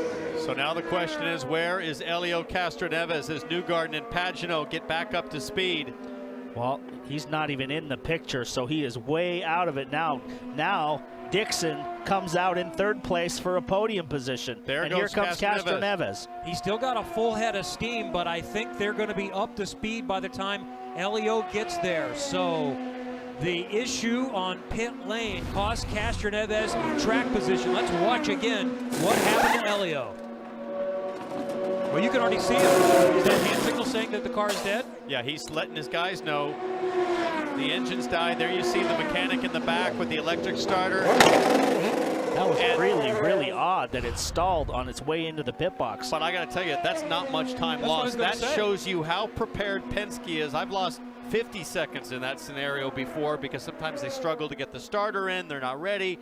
But that was minimizing the damage. Castroneves now running 4th. He lost 3 spots. He's got a fast car, but that was, you know, really damaging on a green flag stop. Every millisecond's going to count for positions. For Newgarden, it's a bit of redemption. He had an issue which wasn't his fault on pit lane, little misunderstanding with trafficking the car on the pit stand. That little bobble put him in 2nd, but now he cycles back to the lead with Castroneves having an issue. And now Scott Dixon has gotten into the middle of the Penske drivers. He is running in third. Castroneves, we see there, is in fourth.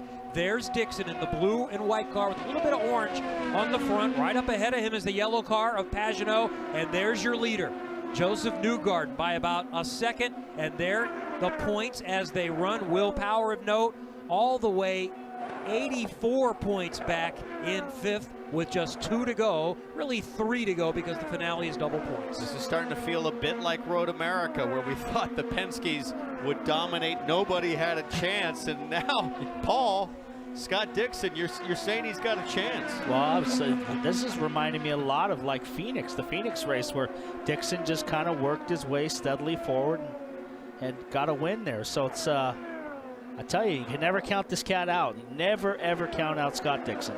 Rumors of Scott Dixon's demise were greatly over-exaggerated. Isn't that a Mark Twain line? We're not too far away from Mark Twain country. Right now, Joseph Newgarden is in front at St. Louis.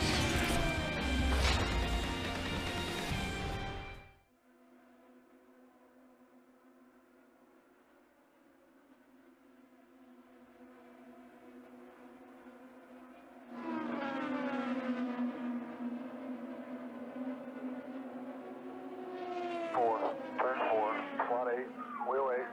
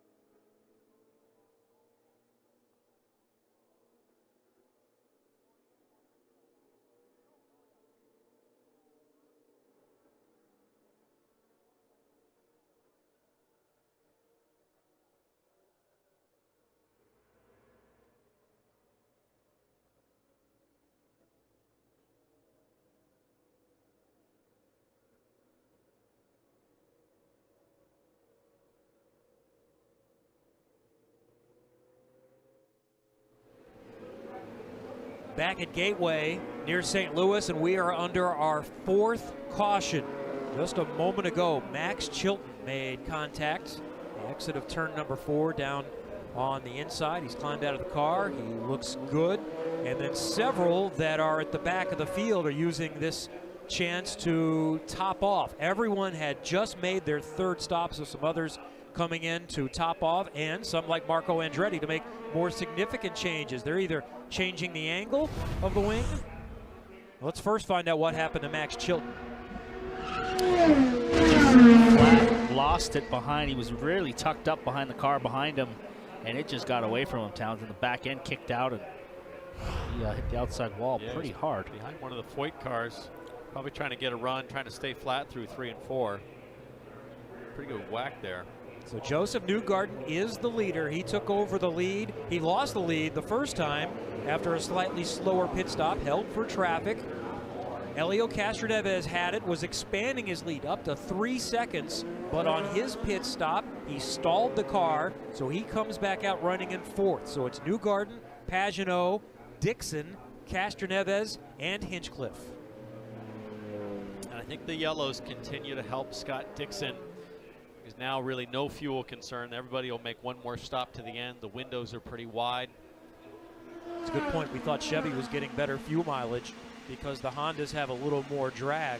So that puts Dixon back on an even playing field from the fuel game. Unpredictable, these night races. You never know what's going to happen. You've got some crashes now. We've got some tire blistering issues on a couple of cars. Castroneves stalls, so we got a long way to go. We got about 100 miles to go, or about 70 miles to go. So there's a lot of action can happen. I think Dixon, he's been all over the back of Pagenaud, and I think he can make a run at him. I think Katie is downstairs with Mike Hull. Well, in Road America, we thought it was going to be a Penske party. We thought it was going to be a Penske party again today. Can you work your magic again and get Scott in front of them? Well, I think the magic's holding on. He's got his hands at 10 and 2 here. We just work really hard here. We always do, and we don't give up easily. And whether we're down 400 or 500 pounds of downforce doesn't really matter to us. Scott's going to take the fight to them. He's in 3rd right now, Jan. And of course, Kyle Moyer's on the radio with Simon Pagenaud. He had a lot of understeer early on. Have you been able to fix that? Yeah, no, we've been adding wing all night. The car's been really good. It just understeers, and as it goes, it gets on understeering. This is, I think, the first time we finally got to be able to come back on some of our tools, our weight jack, our rear bar, and everything. So the car was really balanced at the end of that last stint. Hopefully that stays. We did add a little bit more front wing, but the Menard's car has just been a little bit on edge, but not bad at all. Now, there was some tire blistering early. I saw the last set of tires looked okay. Have you cured that? Yeah, no. With the understeer, we had the blister on the right front. Just our fault. We didn't keep up with the track and the car quick enough, but now it's okay. All right, Simon Pagenaud's got a car he likes now. Good to hear on the Firestone front that blistering is not going to be an issue. Pagenaud and Kyle Moyer think they're going to be racy. We know Joseph Newgarden has been hooked up tonight. And then there's Scott Dixon with 41 wins. One more and he ties Michael Andretti for 3rd on the all-time list. He is lurking. I think we've got some good in-car radio to listen to. Brady's striving to get the front tires to get going with the track. Okay, copy that. On the front tires. It seems like off of yellows, we're able to get the heat in them quick enough for you compared to everybody else. As you got to the pits, we struggle, like you say. So that was from a little while ago, so they have been tuning on it, making it more to his liking. There's Tony Kanaan out of the car. So he was just 2 laps down after that issue, losing it on the cold tires on the pace lap. Stayed in, seemed to be relatively at pace, got one of the 3 laps back, but now has retired the car 2 laps down. Wonder if there was some damage from that warm-up crash that just compounded or made it too difficult to continue. But frustrating night, and that picture there says it all. Championship points, top 4. Scott Dixon all alone with 3 Penske's. He's lone warrior's got to sort it out on his own. No help from Kanaan or the rest of his teammates. Can I really speculate? Max Chilton was asked to retire the car at Pocono and wasn't real happy. Maybe in this case, Kanaan was as well. All right, let's go back to 97. And our hero, Paul Tracy. And look at this, 3rd late in the race, getting to 2nd, and then eventually to the lead. Paul Tracy wins the inaugural IndyCar race here under kart sanction for Roger Penske in 1997 in car number 3, which is one of the contenders here tonight with Helio Castroneves. Where's the video of that Indy Lights domination you had with Scott Dixon in your rear view mirror? It is under lock and key in the Bell family garage. We're cherishing that. And it was actually 2 years in a row we had good runs here, but tough track back in the day. It was dirty, Paul. You went in there with authority. Yeah, we're getting ready to go, so this is going to be a critical restart here. This might be the last one of the night. So look at Pagenaud right up the back. Pagenaud in second in that bright yellow car. The leader is Joseph Newgarden. Watch Scott Dixon in third. Castroneves is in fourth. Back to green at Gateway. Racing on the final oval of 2017. Pagenaud looks to the inside. Nothing there. Dixon can't find a way around. Castroneves, Hinchcliffe, Rahal. They come through and they're side by side in the back. And somebody looked like they almost got sideways. Alexander Rossi with a bold move on Hunter Ray. Dixon, big run. Oh, he gets chopped. He had a look at the steering wheel on Scott Dixon. He's loose, but he had a big run coming off it too. He's got another one right now. He got the fade job. He's going to have to go the long way. Pagenaud defends, and that will get the job done. We saw Newgarden do that to Power do that to perfection on Newgarden. Now Castroneves. He just got checked up by in the middle of the corner. Castroneves has a run. This is going to be tight here, and he goes through. Further back, Alexander Rossi looking very racy, making a move there on Graham Rahal and his teammate Ryan Hunter-Reay. Those two had gone side by side. So all of the field knows starts, and in this case restarts, that's where you're going to make your hay, make your money tonight, because it's really tough once it fans out. That's Rossi working on Graham Rahal again. That's for sixth position. That's where Rahal runs. Not that time. Up front, it's Penske once again. 1, 2, 3. Power, the early exit, crashing in the opening corner at the start of the race. So it's Newgarden, Pagenaud, and Castroneves leading Dixon and Hinchcliffe.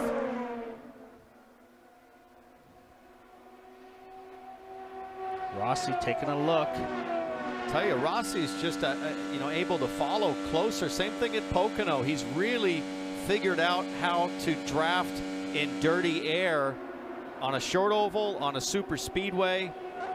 And he's the only guy I've seen go side by side all the way through 1 and 2 on that restart, as Kimball is having a look on Connor Daly. I don't know what happened to Connor Daly. He was running up inside the top 10 pretty comfortably, and now he's behind his teammate Munoz, who was struggling the last stint. So after the pit stop exchange, everything kind of switched around for Daly, so he's trying to make his way back inside the top 10. That's the lead group right there. Hunter-Reay we see there, he is in 8th. Then it's Munoz in 9th, Kimball in 10th, Daly in 11th, then Ed Jones, Sebastian Saavedra, Sebastian Bourdais, the 14 on the lead lap.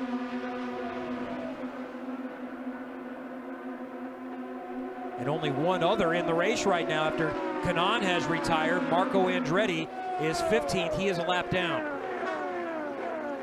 Kimball pops down low, can't get Munoz there for 9th. But Daly will get a run coming off the corner. He got checked up. Daly is right there. Big block, big block. That will definitely get looked at by the chief steward. So that was a huge defensive maneuver on the back straightaway. That did not appear to me to be done first. Was that? I want to see this again before I really comment, but that seemed to be a reaction. Connor Daly moves. 50-50. You could make an argument that Kimball was just going right as Daly was going, but I think Kimball knew exactly when Daly was going to pop. How did he get away with that? Reactionary blocking. And I think the Irish, Connor Daly, by the way, the Irish American just got very Irish. Oh, look at this. Pagenaud coming back now. So Pagenaud's car's come some changes to the wing, and he's coming alive. Struggling there. He touched the curb, got a little loose, but he was struggling on cold tires. But as the tires are wearing now, he's getting better. Yes, that's exactly what we heard on the radio, because Kyle Moyer said, yes, the car is good, but then we heard Simon say, I just can't get heat in the tires after the caution, so now he has heat. But unfortunately, he made that run. Now look, he's dropping back on the clutches of Castroneves. Scott Dixon and James Hinchcliffe going at it. Dixon under pressure from Hinch. I think a lot of these guys thought it was going to just settle into single file running and sort of got caught out with the car trailing behind. Oh, Here comes more action. Another big move down the back straightaway. He got checked up. And Hinchcliffe got checked up by Dixon, and that allowed Rahal to get a run. So as the track is started to cool down, now these guys are starting to get a lot more racing. Now these 4 cars on the front straightaway. We said in the early going, while it's processional, that might not stay that way as drivers learn this track and the grip comes in a little bit. Rahal's move, there we see him. That moved him up to 5th in front of Hinchcliffe. Rossi's behind him, then Hunter-Reay. And up front, they're going at it as well. We'll keep an eye on that battle up front while we watch the mid-pack. This is the Honda Pride battle from Dixon all the way back to Hunter-Reay. Somebody wants to be best of the rest with the Penske domination. But I was really surprised to see Pagenaud making a move on Newgarden, unless Newgarden had a big had to get out of it, had some sort of an issue. Well, I was wondering if something was going to be under review. You've got a little note in your hand? Well, it was reviewed, the action between, or the on-track incident between the 83. There we see Charlie Kimball and Connor Daly. No action will be taken. They did take a look at it. And by the way, Charlie Kimball also just set the fastest lap of the race at just over 182 miles per hour. Well, he's got Daly breathing down his neck again. Yeah. So Daly's got a quick car. If he's turned the fastest lap, look at this. He's side by side down the back straightaway on the outside this time. And Charlie starts coming back the other way on him here. That's a double fade on Connor Daly. I'm pretty sure Connor Daly, that's a red mist behind the visor there. He's going to be absolutely furious and desperate to put the move back on Charlie Kimball. And of course, Charlie Kimball pushing as hard as he can. And I can give you a quick update on his teammate, Tony Kanaan. He declined to talk to us, stormed off on the scooter and said, talk to Chip. We talked to Chip, he also declined. So I'm reading between the lines saying, I think they pulled Tony Kanaan out of that car. Anders? Yeah, looking at the guy right behind Charlie Kimball right now. Indeed, Townsend, he is seeing red mist. His team came on the radio and said, open up the fuel setting. We want to get by Charlie Kimball. That's not cool. Well, a lot of things going on at this Ganassi racing team. They parked Chilton last week. He was furious on the radio. We don't know if they did that to Kanaan, but we're not getting any indication from the team. And there have been a lot of rumors that both of those guys will not be back with the team next year. Max Chilton, there was some radio conversation on the IndyCar website and on their social media where Max made it pretty clear what his intentions are. Robin can probably fill us in on that a little bit more about Max Chilton and Tony Kanaan's future. I can promise you 3 things. Paul Tracy's not going to drive a sports car for Roger Penske. Max Chilton's not going to be driving for Chip Ganassi after a couple more races, and neither is Tony Kanaan. Take it to the bank. Not that it's a big scoop, but they ain't coming back, boys. So who might be Scott Dixon's teammates next year? We see Charlie Kimball, and you've already reported that his sponsorship is a little bit uncertain and his future is uncertain. I think a couple things, Kevin. They could be down to 2 or 3 cars, or do they want, I know they want Rossi, but I don't think he's going to leave Andretti if Michael stays with Honda, which I think he's going to. So I don't know. That's a good question, because will he have 2 cars or 3 cars, but he's going to have at least 2 new drivers. Hey, Robin, what are the chances you get back in the newspaper business? Never. So that's another one. TV's too easy. All right, I mentioned Max Chilton. Let's go back to Pocono last week. He kind of quietly retired the car. We had so much action going on. We didn't get to really follow up on that story, but here's the radio conversation. This lap. Okay, how come? We can't make up many positions with 3 laps down to everybody else. We're not quitters. What's the point in stopping? Why can't I learn? At least I'm learning out here. The first time we've had a decent car in a while. Why can't we learn? Or are we just a quitting team? What do you make of that? Well, I mean, what I make of that is, I mean, you got to judge this whole thing on Ganassi's history. You look at their 24-hour wins. They never quit, never give up. They just keep going and going and going. Something odd is going on right now in that IndyCar program. Well, especially when Max Chilton brings a truckload of sponsorship to the team. You know, why would you ask a guy who's delivering 100% of the budget to just stop, especially when he wants to continue? Usually it'll be the other way around. You're trying to psych the guy up to stay in it. So all is not well there in that relationship as Hunter-Reay continues to work on his teammate Alexander Rossi, and these Andretti cars are looking pretty strong. Still Chevy in front, 1, 2, 3, and then Honda 4, 5, 6, 7, 8. And that is Hunter-Reay in 8th right now. But you know what? Dixon, Rahal, Hinchcliffe, none of these guys are falling back behind the Penskes. It's not like there's a gap. Correct. It's just track position right now. And I think a lot of people, including myself, expected the Penskes to just pull away and go lap the field, and it's not happening. Whoa. You got a little loose coming off the corner there. I saw a little oversteer. Hey, that was nothing compared to last weekend. James Hinchcliffe with the save of a century. You see a front bar adjustment from Hinch. He stiffened the front anti-roll bar, trying to help stabilize the front end of the car in the middle of 1 and 2.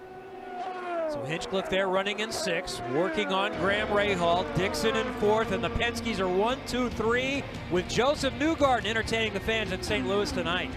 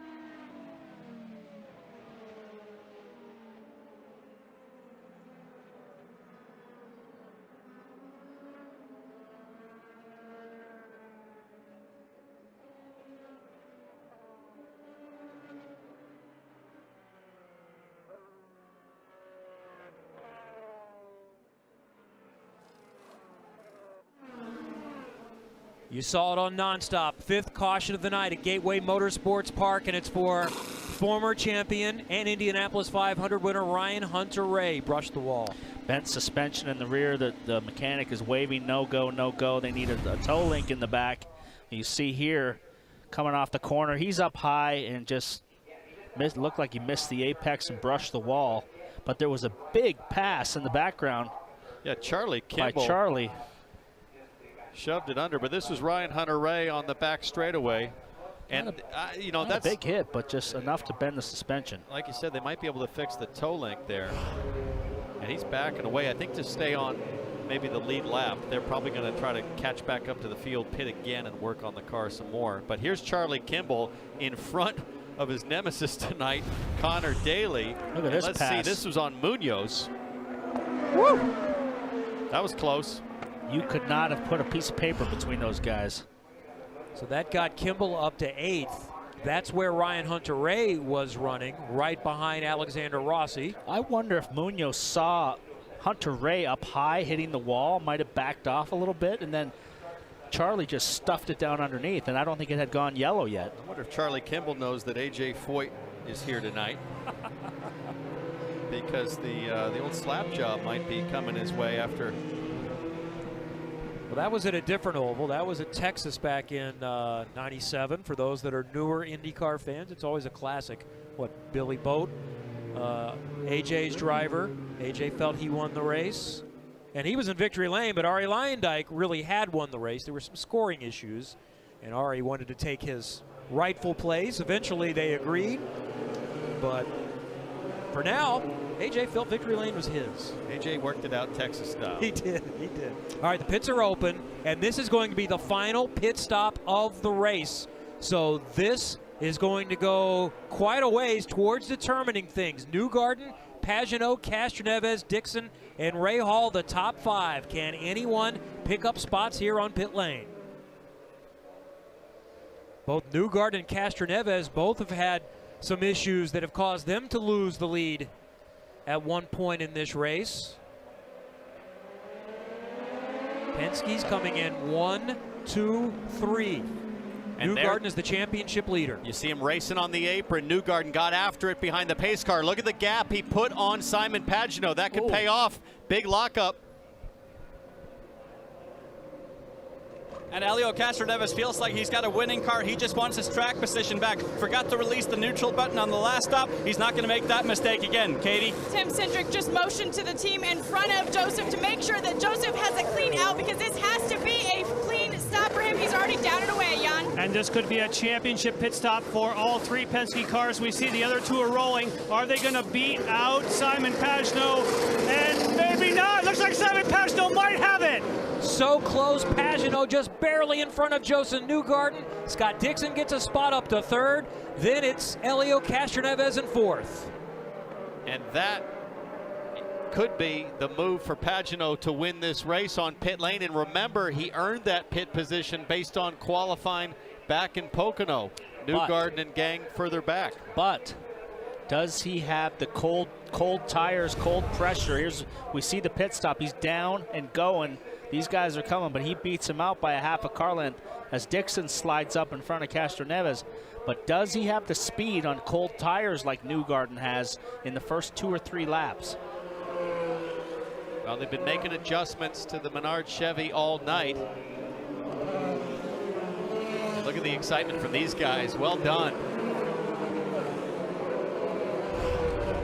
So much pressure on the pit crew on pit lane in a moment like that under full course yellow, and this pit lane is tighter than anything else in the series. And keep in mind also that Pagenaud caught a break with Takuma Sato exiting the race earlier. He won the pole at Pocono, so he has that first pit stall. Pagenaud qualified 2nd, so Pagenaud had the early out. Let's go back and watch Ray Hall stop. Looks like there were some issues getting the fuel plugged in, maybe a 2nd or 2 lost for Graham Rahal on pit lane, and that put him fuel probe back in 6th. Oh, he pulled the fuel probe out. It's broken. Look at that spring hanging out of the side of the car. So it wasn't a fuel issue.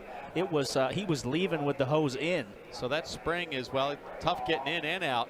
This Ryan Hunter-Reay, it looks like they're going to unpack him from the cockpit. still has to be sore after that massive qualifying crash at Pocono. He told me he was in one of those cryo chambers all week, negative 250 degrees. Look at how gingerly he's getting out. It's hard for him to just step out of the car. He's got to get out like he's... Yeah, he said he was still sore this week. So he will have to exit this one early. Ryan Hunter-Reay is going to finish in 15th position. And up front, Simon Pagenaud is the third Penske car. Actually, all four have led now tonight because Power led under yellow at the beginning of the race after the aborted start when Kanaan lost it on the pace lap. Here's Newgarden stop again. Did he have any kind of a hiccup? What do you see in here? I don't Not really too see bad. any. Oh, I got a little bit of a stall as it left the box. It kind of hiccuped as it drove out of the box. But then watch Scott Dixon. He and Dixon were racing a little bit on this very narrow pit lane. Only Long Beach and Barber really compare to this one. You couldn't see it on that look, but they were nearly coming together. It was so close at the pit exit. I think it all had to do with the pit stall location for Simon Pagenaud. That was the advantage.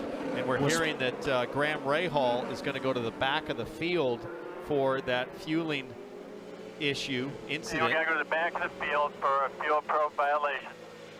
Pretty much a clean stop for Newgarden, but he's in the pack of cars getting in and out. So I think Pagenaud with that pit box out, clear exit, which was an advantage.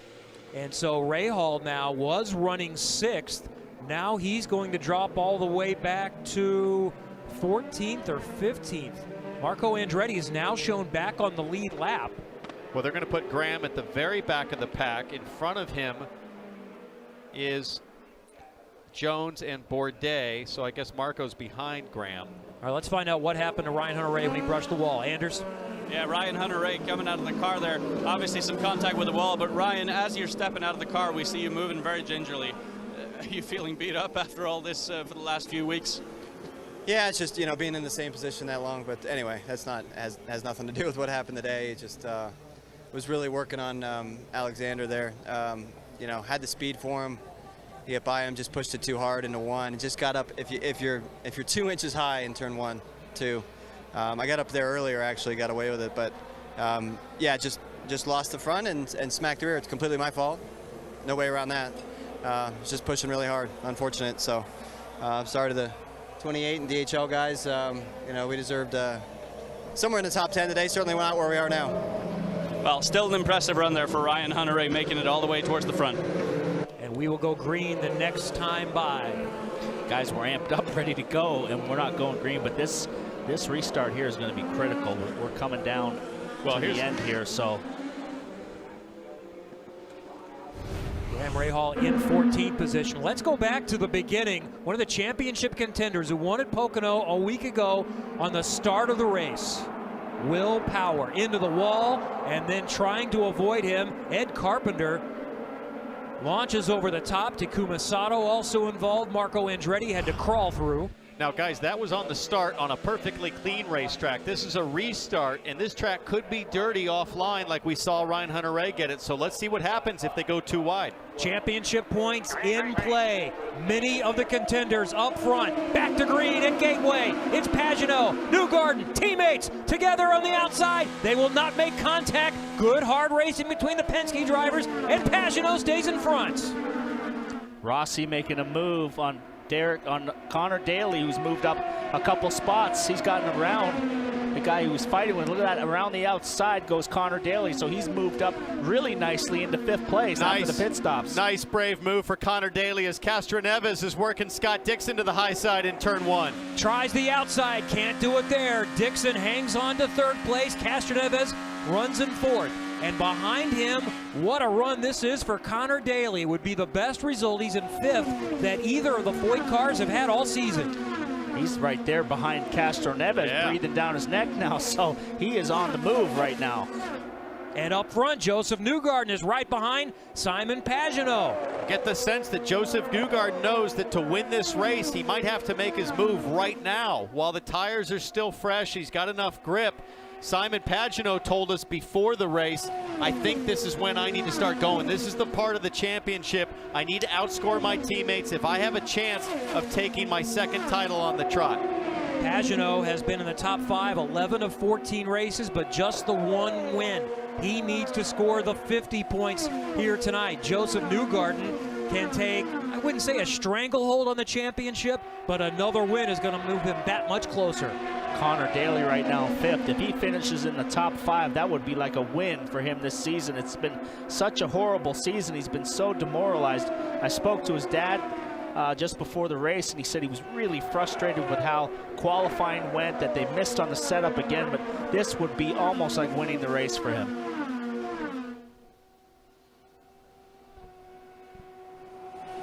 Dixon has fallen back a little bit in 3rd position, but has been able to keep Castroneves he's got to behind run. him. He's got to run. Pagenaud will try to defend on the low line. Whoa, he's stuffing it in oh my God.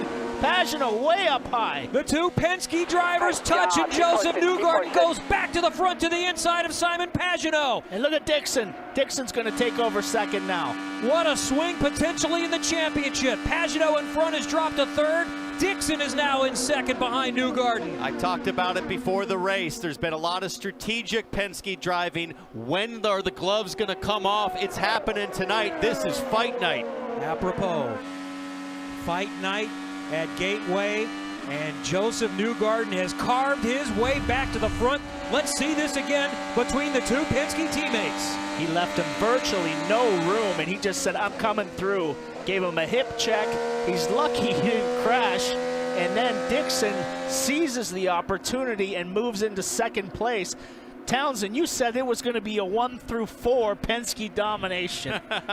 Well, let's see what happens. But right there, it's one Penske dominating on a move like that. Joseph Newgarden is just signaling to not only his teammates, but the rest of the field, this is my championship. Forget about it. I'm grabbing the bull by the horns. And that would be a swing, I think, of about 13 points from that move. I think I saw he would have been 18 points in front as they run. Right now, he would be 31 in front of Scott Dixon.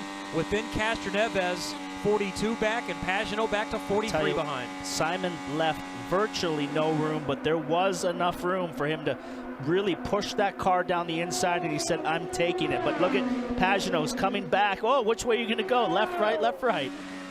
Pagenaud, I think, now realizes, whoa, that was a move I wasn't expecting from my teammate. I'm sure as Pagenaud blocked up the inside, he was looking in his mirror thinking, he's not going to go for it. There's no way he's going to go for it. Connor Daly's still right there on the back of the Penske, so great night for him.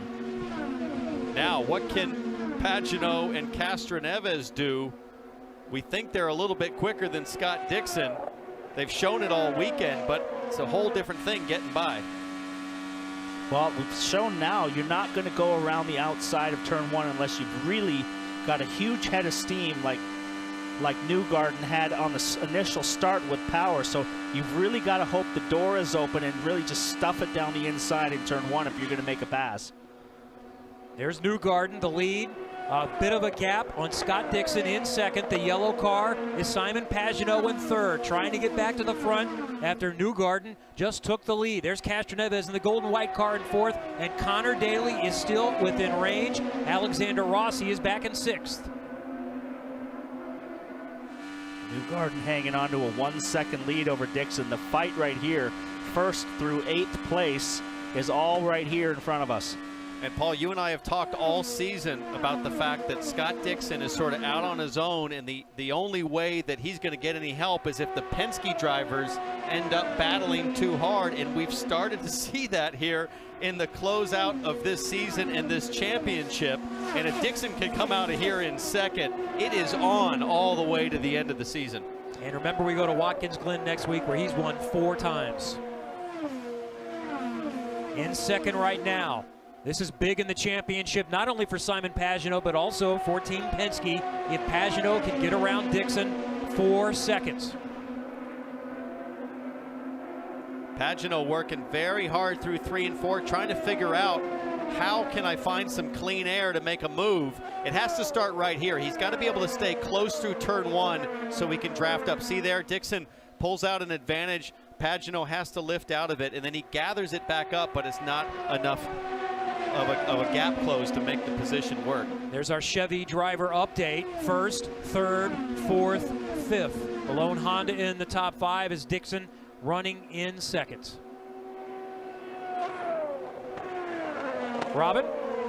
You know what? Roger Penske lets his guys race, and I don't know what the booth thinks, but I just think that's the coolest thing there is. No team orders, and you just saw it right there. How can you see anything that's better racing than what you just saw going into 1?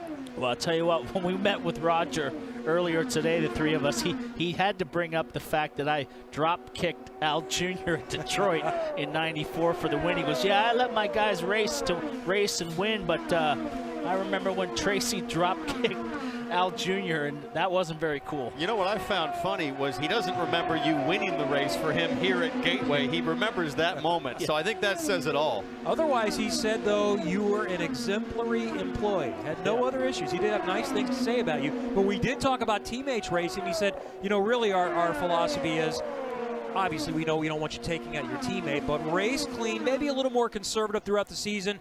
But all bets are off by the time you get to the finale. If you want to go after it like he's not your teammate, that's a little more welcomed in the finale, or at least accepted. As long as you're not putting the championship at risk for one of the 4. Yeah. Yep. And I think when the race is over, I don't think Pagenaud will have anything to complain about on that move. He left the door open. It was slightly cracked open, and Newgarden just kicked it open the rest of the way. Connor Daly's doing a heck of a job. Look at how close he's able to follow Castroneves. I'm wondering if Connor Daly is thinking, I'm in a good spot, a top 5 on an oval. He's got a run right here. And I'm wondering if he's thinking, Paul, do I just solid finish, or is he pushing 10 tenths and saying, I've got a chance to get to the front here? No, Townsend, he is not saving anything at all. He wants this position. He wants to show what he can do, and also he wants to fight for his future here in the Verizon IndyCar Series. He's wanting to show that I can fight it out with these guys at the front, and he's so happy with the car right now. Feels like the last couple of changes they've made on pit stops have been absolutely perfect. He's loving it, guys. Got another run. He's going to pop out here. Castroneves defends, so he's definitely got a better car than the guy who was leading the race comfortably. Castroneves had a 4-second lead at one point, and now he's got Daly breathing all over his neck. He's popping out again. So many have their future uncertain. It's very possible Connor Daly might be back with A.J. Foyt, and maybe they already know they're going to welcome him back. But when you don't know for certain, you want to make people stand up and take notice. And if you can pass the great Helio Castroneves on track, people will notice. I gotta wonder if the race control's got to start looking at those pop-outs by Castroneves. I saw Daly go to make a move, and then Castroneves reacted to it. That is for 4th right now. Castroneves running at 4th. Daly in 5th. Up front, it's still Newgarden by 1.1 seconds. The gap has stayed pretty consistent on Scott Dixon, and then another 3 tenths or so back to Pagenaud. Castroneves defending against Daly lap after lap now, so Daly's just got to figure out what his move is and try to snooker him, get a big run as he comes around here in 3 and 4. He's got another run going, and just time it right. You know, Alexander Rossi was a little closer a few laps ago, but Castroneves and Daly have gapped Rossi there in the red and blue car just a little bit. There's the lead group. Pagenaud in 3rd. There's Castroneves, not far behind.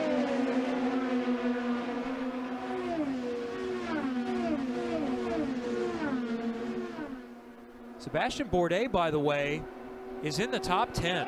Wow, that's a solid night for Sebastian. He was hovering around 10th, 11th, 12th. So if he can continue to hang on here till the end of the race, 12 laps to go now. We're coming up on 10 to go.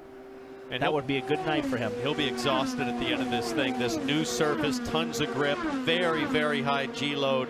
To come straight out of the rehab and back onto the racetrack in a place like this will be really taxing on the body. Graham Rahal had the penalty, had to restart in the back in 14th. He's made a couple of spots up, back to 12th. Dixon not losing ground at all, still at 9 tenths of a second behind, and he seems to have stabilized now on Pagenaud. Pagenaud was kind of breathing down his neck a little bit, trying to make a move, and he's kind of put a little gap on him.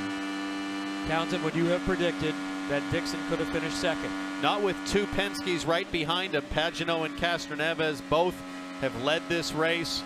and when they led, they were fast and pulling away from the field. So I think what's really surprising is to see that Pagenaud and Castroneves aren't really able to challenge here in the closing laps on Dixon.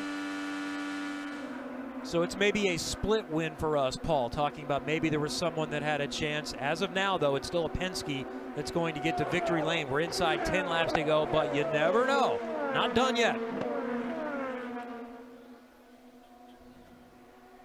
Well, we know that these guys in the Penske camp are all fighting each other for the championship, but we always been talking, Townsend, all year about the harmony in the Ganassi group and how they work for this man right here, Scott Dixon. And right now, there seems to be dissension in the ranks within that team. So there's some guys in the last couple weeks, Tony Kanaan leaving out of here with hard feelings. I mean, tonight, Scott Dixon's had no help. Whether there was dissension or not, his 3 teammates just never factored. 2 of them crashed.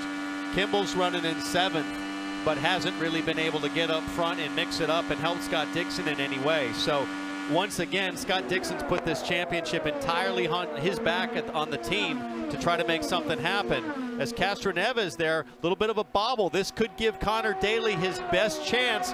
If Connor can stay close through 3 and 4, this is where he's been able to make a run. He's got another good run going here. So Castroneves has been on the defensive every lap. As you see, does the Pruitt fade down into the middle of the straight and then fades back up in front. So he's been on the defensive with Daly since the drop of the green flag from the yellow. What did Scott Pruitt ever do to you? I never raced with him much. I was always in front of him, but I heard he was tough to pass. Oh, man. Eye to the family at home, man. That's tough. I like Scott Pruitt. Oh, I got a race against Scott Pruitt in a few weeks at Road Atlanta. I better watch my tongue. All right, let's get back at it. Down to 5 to go. And what about the oval prowess for Team Penske this season? We feature that in the pre-race outside of the Indianapolis 500, which Helio Castroneves came so close to winning. They've won every other oval race, and now all 4 of their drivers have won an oval race if it holds this way in 2017. Joseph Newgarden is the man right now. This would also be the 5th straight win for Team Penske this season. Newgarden said he wanted to get an oval win for this team. That was on the bucket list, winning on the road courses, winning at the tracks he's won before, but he wanted to get an oval win for the team this year, and it looks like he's going to get that tonight. This looks to me like the gap is closing just a little bit. Dixon and Pagenaud. Pagenaud, the last few laps, has just ever so slightly inched up. If he can stay close here through turn 1, he might have a shot. He wiggles there in the middle of 1 and 2. You see Pagenaud trying to do everything he can and just loosens up the car a bit on the white line. Castroneves is now closed back up to Pagenaud. Daly is backed off a little bit, maybe looking at trying to get a last lap run at him. Pagenaud has to be careful. If he tries too hard on Dixon and makes too much of a bobble in dirty air, then Castroneves will be all over him. Well, then, and also if he tries to get down the inside of him and gets the door shut on him, he could lose these 2 positions that are behind him if he gets checked up in the middle of the corner. Coming towards the white flag. 1 lap to go for Joseph Newgarden. Dixon is not within range, but looks like he might be able to hold on to second. Pagenaud is several car lengths back. Castroneves in 4th position, and Daly looking for his best career result on an oval. Joseph Newgarden is going to win for the 4th time in 2017. The next American superstar takes control of the championship. Awesome, man. Awesome drive. That was our win. 4 for Newgarden this year, the most anyone has. Power with 3. Beautiful, man. Great job. And remember at Mid-Ohio, the move he made on Will Power. This is another one that we're going to mark down and keep in our memory bank. He was not going to be denied. Willing to go absolutely toe-to-toe. And he just forced his way through. Brilliant stuff. As the fireworks go off here at Gateway, Katie Hargan is down with the boss man, Tim Cindric. 4 wins for the new guy at Team Penske. Tim, what has the addition of Joseph Newgarden meant to your team? Well, I mean, you can see he's hungry, and he's come here and he's done everything that we've asked him to do. And yeah, it's tight racing there. You know, one of those guys, you just hope one of them wins. But yeah, that was exciting. No team orders for Team Penske. What do you think about the wheel banging between him and Simon Pagenaud? I'm sorry. What do you think? No team orders from Team Penske. What do you think about him banging wheels with Simon? Yeah, well, I mean, obviously it was close racing and all that, and I'm glad both of them made it through that corner. But I'm sure those guys will sort it out one way or the other. But yeah, without a doubt, Joseph's he's done his job for sure. You know, we let him down in the pits there a little bit, and he recovered for us. So yeah, he wasn't going to be denied tonight. So great job by our team. And we'll talk to the man in just a little bit, Kevin. And we are happy that Tim Cindric and Roger Penske let their drivers go at it. Joseph Newgarden isn't going to climb the fence, but he will hop on top of the wall and celebrate Team Penske's 5th straight win. The last time that happened for a team in IndyCar racing, Newman Haas in 2005 in Kart Champ Car. What a night for Joseph Newgarden. We'll talk to him coming up in just a moment. You're watching NBCSN's coverage of IndyCar, brought to you by Honda, an official vehicle of the Verizon IndyCar Series, and by Fifth Third Bank, proud sponsor of Graham Rahal. This is banking a Fifth Third better.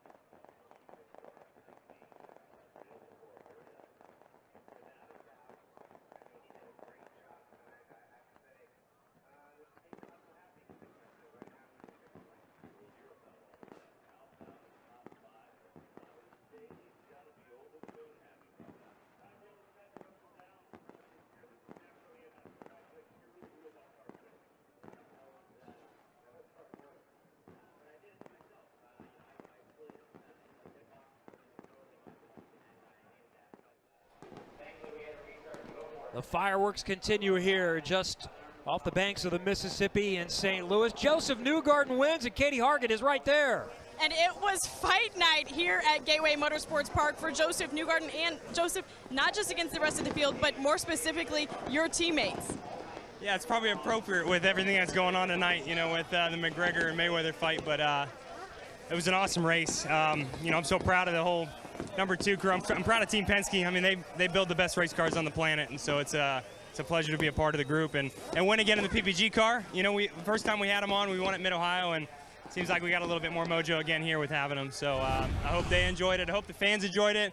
We had an awesome race. I felt like it was. You know, it was a lot about strategy and fuel saving, and then a good battle with Simon at the end. So, you know, that's what we had tonight.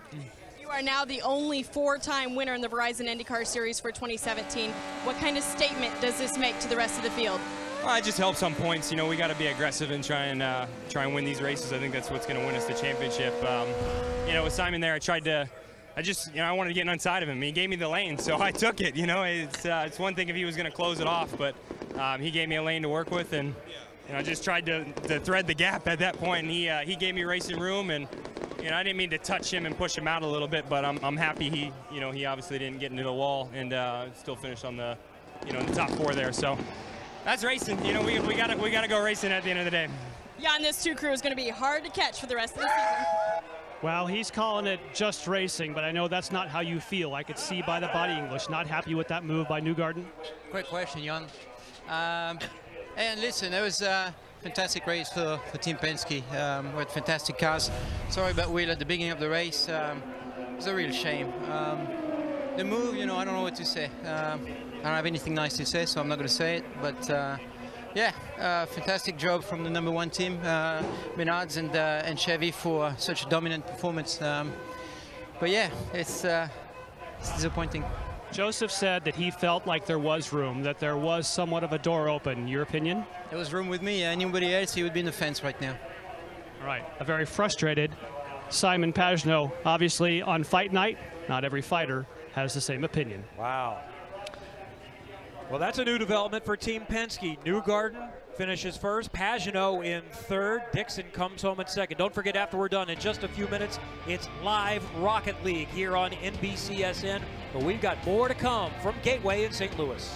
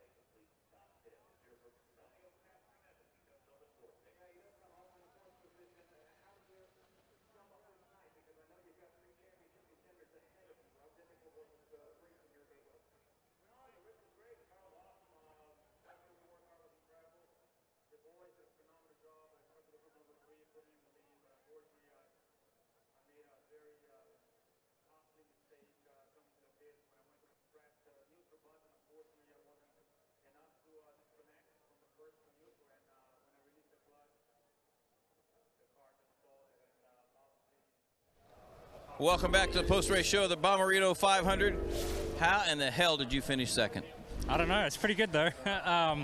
I guess that's the best we could have hoped for. You know, it was definitely going to be a tough race for us, but the car was actually very good. I think we had a better mechanical grip than you know, the group that we're racing with the Penskes, and especially towards the end of the run, we could actually, you know, sort of come back towards them. But we had so much drag. We could get to them, but we couldn't pass them. We couldn't pull out and pass, and definitely pretty hard to defend right there at the end with Simon. It was pretty exciting to watch Joseph and Simon with that pass into turn one, which was pretty interesting, pretty tight.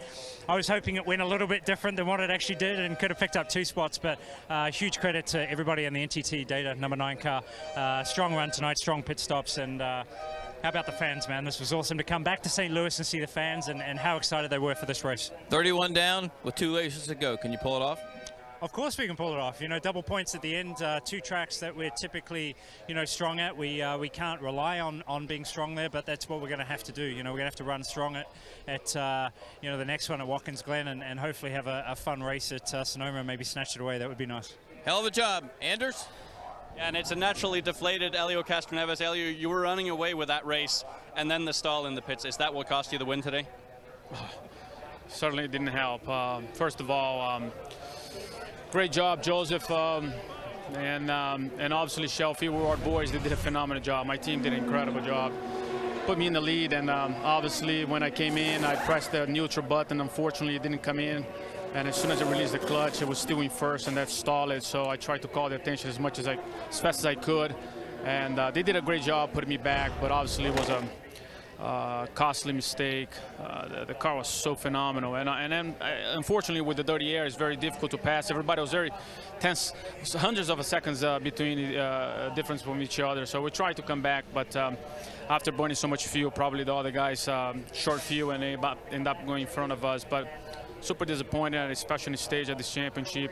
It's not even a small mistake. It's actually a huge mistake, so I'm so disappointed. But at least one of the team ended up taking home the championship. And but I just, again, great job for the entire Shell Fuel Reward card.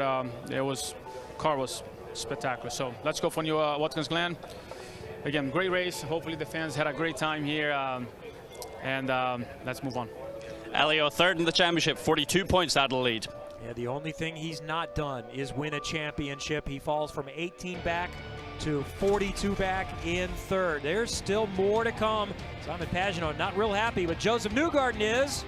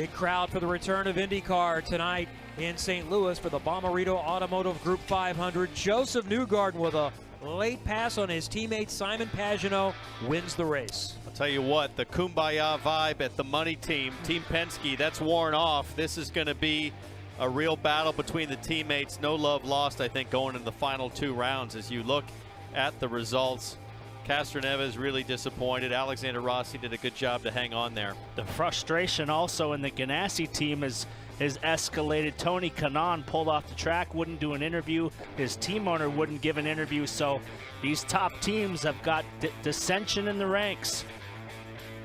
Well, one of the great stories tonight, a top 5 finish for Connor Daly, best ever on an oval, and he's with Katie. And best for all of Foyt Racing this season. Connor, what did both you and Carlos Munoz do different this week?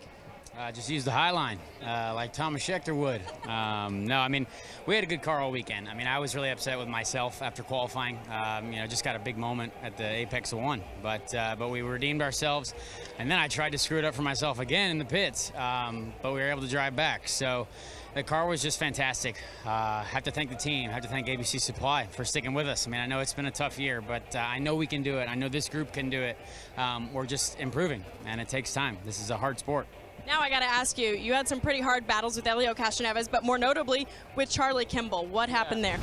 Well, I mean, you know, I won't say anything bad about him, but it was just sort of one of those really late moves that, you know, on an oval, it's just not great to do. I mean, everyone's racing hard. It's obviously tough on a short oval to make ground. But yeah, I mean, that could have ruined my race right there. You know, I thought the wing was gone into the next corner, but it was still there. So thank you, Chevy, for making strong pieces. But yeah, I mean, in the end, I'm just happy to be here and just hope I can be here for many more races. Kevin, this could be a positive start for Connor. We're headed to Watkins Glen, where he finished 4th. No doubt, and the championship remains in play with 2 to go. And keep in mind, double points when we go to Sonoma. It will pay $100 to win at Sonoma.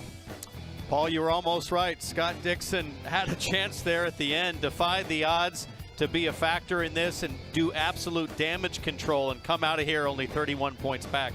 Pagenaud and Castroneves, big disappointment in their voices, and Will Power obviously leaving here very frustrated. He might be out of it now. A really enjoyable return to the St. Louis area. Kudos to the track here at Gateway Motorsports Park and the Bommarito Auto Group as well for getting things done and making it happen. Coming up next, it's live Universal Open Rocket League. Be sure to join us next Sunday at 1 o'clock Eastern for the IndyCar Grand Prix at the Glen. For Paul Tracy, Townsend Bell, Katie Harkett, Jan Beekes, Anders Krohn, and Robin Miller, I'm Kevin Lee. Congratulations to championship leader Joseph Newgarden, who wins at Gateway.